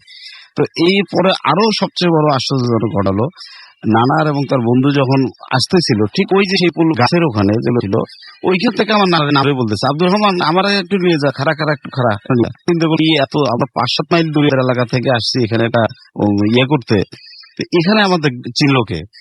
তো নানার দৌলত মুন্সি তাকে বলতেছে পিছনের দিকে তাকাস না, তাড়াতাড়ি দৌড়া। নানা পিছনে ছিল, তো এখন এত জোরে সাইকেল বলা চালাচ্ছে, নানার যে সম্পূর্ণ শরীর ঘেমে, মানে তার শরীরে যত শক্তি ছিল এই শক্তি দিয়ে সাইকেল চালাচ্ছে, বাট মনে হচ্ছে যে সাইকেল আগাচ্ছে না। কিন্তু ওদিক থেকে আবার বলতেছে যে আব্দুর রহমান আমরা নিয়ে যা খারাপ। এই করতে করতে যখন সে দাঁড়ালো না, তখন বললো কয় বেটা বাঁচিয়ে গেলি, তখন কবিরাজি আজকে মানে শিখাইতাম যে কেমনে কবিরাজি করিস তোরা, এই কথা বলে তখন এই নানা তো ওরা দুইজন দৌড়তে সামনে একটা বাড়ি পেয়ে কোন রকমে বাড়িতে যা বসে ডাক দিয়ে বলছে ভাই আমাদেরকে একটু পানি খাওয়ান, বলেই ওখানে পড়ে গেছে নানা, দুইজনের সেখানে। এই তারপরে সকালবেলা খবর টোর পেয়ে তো আমাদের এলাকা থেকে লোকজন গেল, যা আমরা পরে আমাদের নিয়ে এসছে। এই ছিল আমার মোটামুটি ঘটনাটা। ওকে, অনেক ধন্যবাদ আপনাকে। আমরা আমাদের পরবর্তী ঘটনায় যাই, তারপরে আমরা এসএমএস এবং অন্য সবকিছুতে আসি। আপনার নামটা প্লিজ একটু বলবেন না, আমরা এবং আপনি কোথা থেকে এসেছেন সেটা একটু আমাদেরকে বলেন। জি ভাইয়া, আমি মোহাম্মদ আনাস, আমি মগবাজার থেকে এসেছি। জি। তো ভাইয়া আমি সরাসরি আমার ঘটনা চলে যাচ্ছি। আমার গ্রামের বাড়ি সিলেট, যদিও আমি মানে সিলেটে তো আমার একটা যাওয়া হয় না। তো আমি 2বার গেছি সিলেটে, একবার আমার মা বাবার সাথে এবং লাস্ট বার যাই আমার ফ্রেন্ডসদের সাথে। তো ভাইয়া ঘটনাটি অ্যাকচুয়ালি আমার ফ্রেন্ডসদের সাথে যাওয়ার পরই হয়।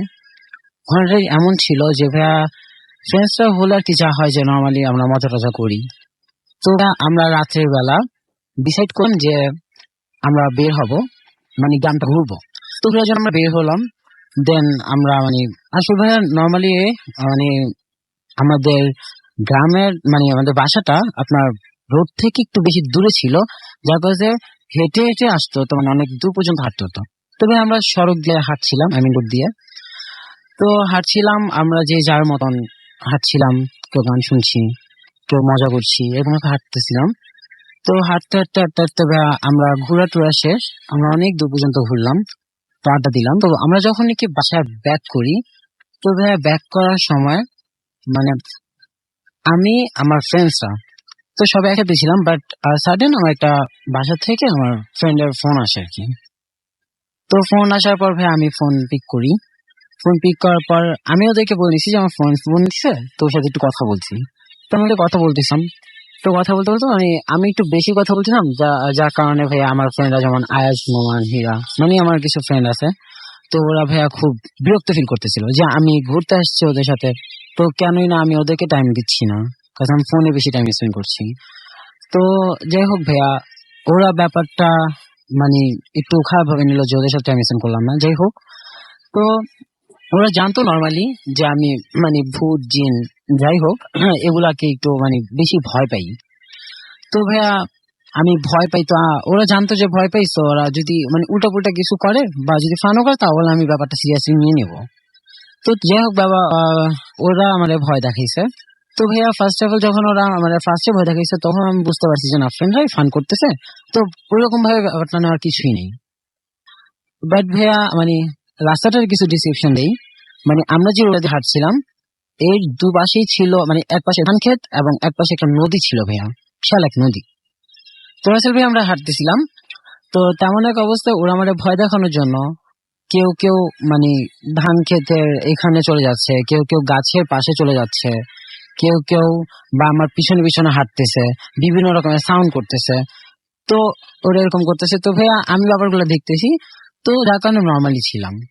কিন্তু ভাইয়া এক সময় ফোনে কথা বলতে বলতে মানে ওদের বলছি যে ডিস্টার্ব করিস না, আমি একটু ফোনে কথা বলতে ভাই বলতে বলতে আমি মানে একটু বেশি সামনে গিয়ে যাই, যার কারণে মানে ওদের থেকে আমার ডিস্টেন্স একটু বেশি ছিল। তো ভাইয়া কাহিনীটা অ্যাকচুয়ালি সেখানেই হয় আর কি। তো আমার কাহিনীটা এটা ছিল ভাইয়া যে আমি হাঁটতেছিলাম, তো ভাইয়া পিছন থেকে ওরা ওই যে বললাম সাউন্ড করতেছিল, তো ভাইয়া তেমন এক মানে কিছু কিছু মানে সাউন্ড মানে সাধারণ না ভাইয়া, মানে একটু অন্যরকম সাউন্ড, দেন কিছু বাজে গন্ধ আমি ফিল করতেছিলাম। তো ভাইয়া এরকম গন্ধ ফিল করতেছি, বাজে কিছু মানে এরকম উল্টোপাল্টা সাউন্ড আসতেছে। তো ভাবলাম যে না, এটা মেবি আমার হ্যালুসিনেশন হইতেছে, তো ব্যাপারটা আমি নর্মালি নেই। কিন্তু ভাইয়া আমি যখন আরেকটু সামনে বাড়ি, তখন দেখি যে মানে আমার থেকে 4-5 হাত লম্বা একজন আমার সামনে দাঁড়াই ছিল।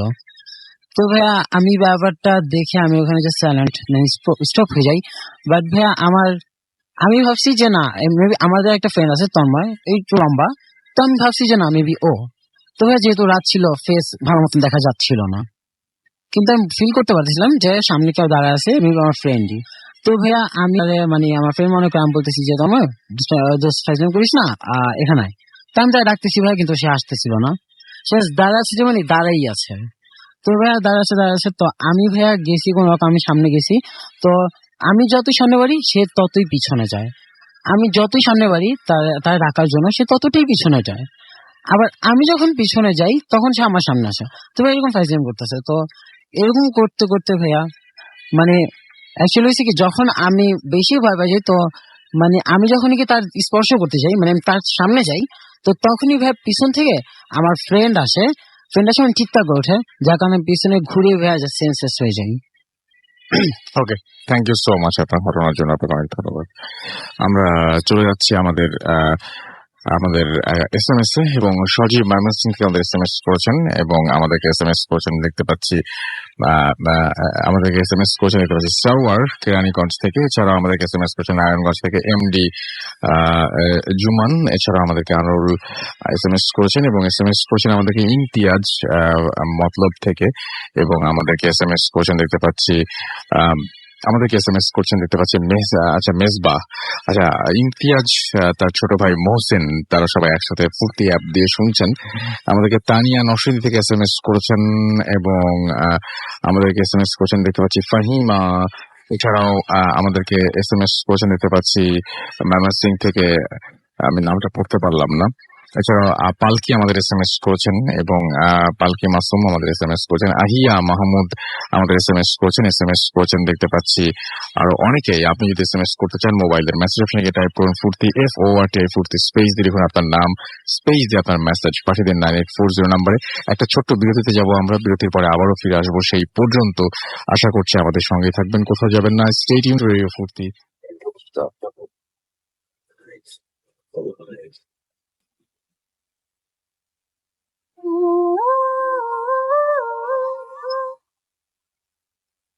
ওয়েলকাম ব্যাক, শুনছেন সবসময় রেডিও ফুর্তি 8.0 FM। আমি রাস্তাল আছি সাথে, এবং এখন আপনারা শুনছেন ভূত FM। আমি দেখতে পাচ্ছি যে আরো অনেকেই আমাদের সঙ্গে আছেন এবং লিখছেন তারা ফেসবুকে।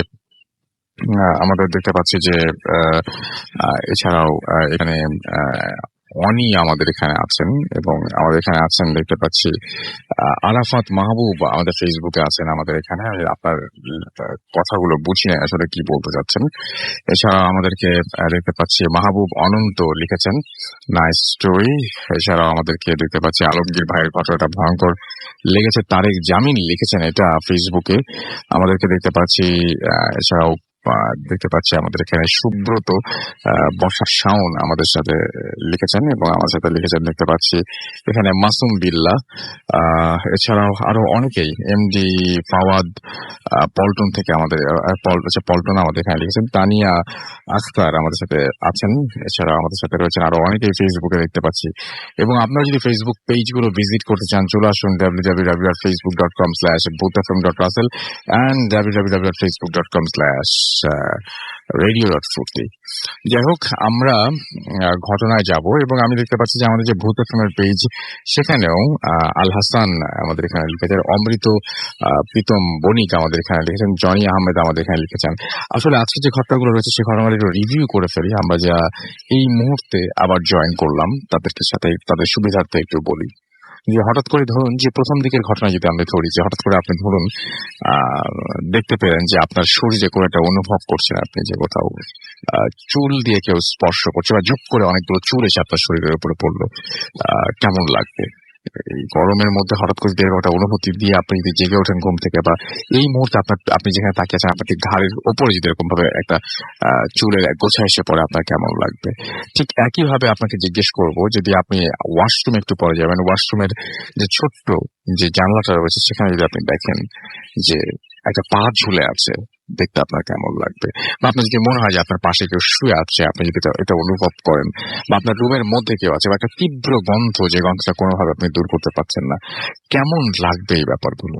আমাদেরকে SMS দিয়ে জানাতে পারেন এবং এই বিষয়ের উপরে SMS করতে পারেন। আমরা ডেফিনেটলি সেটা পড়ে ফেলার চেষ্টা করবো। আপাতত আবারও চলে যাচ্ছে, আপনারা সবাই যেহেতু বলছেন বারবার করে, সো আমাদের দ্বিতীয় ব্যক্তির কাছে, এবং আপনার নামটা প্লিজ আরেকবার একটু বলবেন। আলমগীর ভাই, রাইট?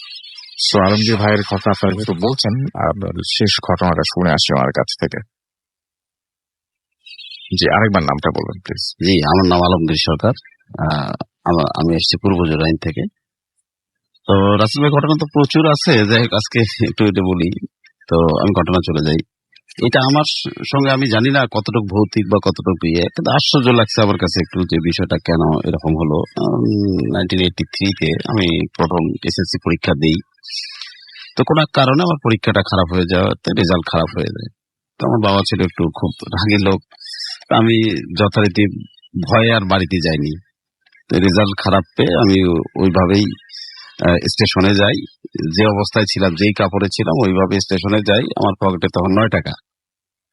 তা আমি তখন স্টেশন থেকে এরা ট্রেন ধরে দিনাজপুরের উদ্দেশ্যে রওনা দিই। তো কাউনিয়া স্টেশন নামে আমাদের রংপুরের গাইবান্ধার মাঝামাঝি একটা কাউনিয়া স্টেশন আছে, ওই স্টেশনে তো নেমেই হঠাৎ ওই চেকারের হাতে ধরা পড়লাম। তো উনি বললো যে এই তুমি এই অবস্থায় কোথায় যাচ্ছ, কি অবস্থা? তো তখন স্টুডেন্ট ছিলাম, সাধারণত সভাপতি একটু ভয় পাতাম। তো তখন জিজ্ঞাসা করলাম, আমি বললাম যে আমি এরকম রেজাল্ট খারাপ হওয়াতে আমি একটু মানে ভয় পেয়ে গেছি, বাড়িতে যাব না, আমি এক জায়গায় চলে যাবো। তো বলছে, উনি রিকোয়েস্ট করে বললো যে না তুমি চলে যাও, আমাকে ব্যাক করালো। তো এই করতে করতে স্টেশনে অনেক সময় হতে রাত্রেবেলা আবার ব্যাক মানে স্টেশনে আমি ওই ট্রেনে আমি আবার গাইবান্ধার উদ্দেশ্যে আসতেছিলাম। তো হঠাৎ ওই কাউনিয়ার মাঝামাঝি একটা বামুননাগা স্টেশন আছে, আমার তখন মনে হলো যে এখানে আমার এক মামা আছে, মানে উনি একটা ওই সাতদিন ইউনিয়নের চেয়ারম্যান, তার ছেলে, উনি আমাদের এলাকা আমাদের বাড়িতে বেশ কিছুদিন কাউন্সিল ছিল। তো আমি তখন ওখানে নেমে গেলাম, ওই বামুননাগা স্টেশনে নেমে গেলাম। নেমে যাওয়ার পরে তখন আমি নেমে দেখি যে ওখানে তো গ্রাম দেশের ওই যে গ্রাম অঞ্চলের স্টেশন, কোনো বাতি নাই কি নাই। তো তখন আমি ওই নেমে ওই সাতগিরি ইউনিয়নটাতে কথা একটু বলে নিই আগে, যে ওই স্টেশন থেকে যেতে প্রায় 2 কিলোমিটার হেঁটে যেতে হয়। তো যেতে পথে পরে নদীর ধার দিয়ে যেতে হয়, কিছু দূর গিয়ে একটা শ্মশানঘাট হিন্দুপাড়া আছে, তারপরে হচ্ছে ওই ইউনিয়নে ঢুকতে হয়। তো সবচেয়ে বড় আমার ভয় ছিল ওই শ্মশানঘাটটা নিয়ে। তো আমি চিন্তা করলাম, যাক চাঁদনি রাত, আর ইয়াং ছেলে, তখন ভয় ভীতি এরকম ছিল না। আর আমার লাইফে কোনোদিন আমি জীবনে ভয় পাইনি বা এই সমস্ত কিছু তখন বিশ্বাসও করতাম না এরকম। তো তখন আমি যেতেই তো একটা সামনে আবার জনতা ব্যাংক আছে, ব্যাংকের পাশে একটা তেঁতুল গাছ আছে, বড় বিশাল তেঁতুল গাছ। ওই তেঁতুল গাছের আগে আমার একটু শরীরটা একটু কাটা দিল। তা আমি আবার ওই আমার যথারীতি সাহস করে এগুলাম। এগোতেই দেখি যে একটা চট পরা আর কি ছালা পরার মতো একটা লোক আমার সামনে, মানে আমার সামনে এসে হঠাৎ লম্বা চোটা আমার সামনে এসে হাত বাড়িয়ে দিয়ে বলছে, এই টাকাতে। চেহারা কেমন ছিল? চেহারা বেশ কালো মতো, বেশ লম্বা চোটা, মোটামুটি এটি ছিল। গায়ে চট ছাড়া আর কিছু ছিল না? চট ছাড়া কিছু ছিল না, মানে উপরে একটা চট এইরকম মানে ওই যে ইয়ার মতো পড়ছে, আর নিচের চাও ওই চট পরা ইয়েটা ছিল। তো আমাকে এসে বললো যে এই টাকা দে। তা আমি বললাম যে আমি ছাত্র মানুষ, এইরকম ভয় ভীতি, মানে আমি বাড়িতে না যে এরকম কষ্টের মধ্যে আছি, আমি খাইনি জানি, আমি খুব খারাপ অবস্থা, আমার তো কয় যা পাস দে। তখন আমি ওই 2-1টা যা ছিল দিলাম। তো দিলে পরে বললো যা, তো কই যাবি যা। তা আমি তখন ডান বাম তাকাচ্ছি বা আশেপাশে তাকাচ্ছি, কোনো লোকজন নেই। রাত তখন প্রায় 12টা-1টার মতো, তো কোনো লোকজন নেই। তা আমি পিছনে আমি কৌতূহল বশত তাকালাম না যে লোকটা কোন দিকে গেল, বা আমি মনে করলাম তেঁতুল গাছের বোধ হয়তো ওই মোচড় দিয়ে ওই পিছনে গিয়ে দাঁড়াইছে বা এই ধরনের কিছু একটা হবে। তো দেখলাম যে না, লোকটা নাই। তাই মনে করলাম হয়তো কোনো জায়গায় ঘুরে ঘুরে যে গেছে। তা আমি তার মতো করে চলে গেলাম, আমি আমার মতো। তো যখন আমি ওই রাস্তা দিয়ে কিছু দূর এগুলোই নদীর লাইনটা আর কি, রাস্তার নদীর ঘাট দিয়ে এগোতে হবে শ্মশানঘাটের দিকে। তো সমস্যাটা হয়েছে, যখন রাস্তাটা থেকে যখন আমি নামলাম, নামার পরে আমি যখন এগোচ্ছি, তা আমি খুব চিন্তা করতেছি যে একটু দোয়া সুরে পড়ে নিই, যে সামনে যেহেতু শ্মশানঘাট পাবো। তো আমি কৌতূহল বশতই হঠাৎ করে দেখি আমার সাইড দিয়ে একটা লোক দ্রুত আমাকে পিছিয়ে ফেলে সে আগায় যাচ্ছে। আমি মনে করলাম এই তো সাথী পেয়ে গেছে। তো ওনাকে ডাকলাম যে ভাই একটু দাঁড়ান না, একসাথে যাই। আপনি কোন দিকে যাবেন? আমি তো সামনে যাবো, আসেন একসাথে। তো আমি গোংরানো একটা সাউন্ড, মানে মোটামুটি বুঝতে পারলাম সাউন্ডটা এইরকম, যে কথা না বলে আমার পিছু পিছে আসে, মানে এইরকম আয় পিছিয়ে পিছিয়ে আয়, মানে এইরকম। আমি আমার মেমোরিতে বুঝতে পারলাম যে এইরকম ঘটনাটা কোথায় বললো উনি। তো যাই হোক, আমি ওই সাহসেই আমি যত জোরে আগাই, আবার উনি আমার চেয়ে তত দূর, মানে একটা ডিস্টেন্স থেকেই যায়, 5-7 হাত এরকম একটা ডিস্টেন্স থেকেই যাচ্ছে। আমি যত জোরে ওনাকে ধরার জন্য চেষ্টা করতেছি, উনি তত এগিয়ে যাচ্ছেন। তো তখন আমি ওই যাতে যখন ওই শ্মশান ঘাটটার কাছে আসে, তো দেখলাম যে ওই লোকটা যখন আমার আসে, আমি তখন মনে করলাম আমার সাথে তো একজন লোকজন আছি, বাতাস টাতাস এইটি কিছুই ভয় পাচ্ছি না, আমি ডাইরেক্ট ওনার সাথে যাচ্ছি।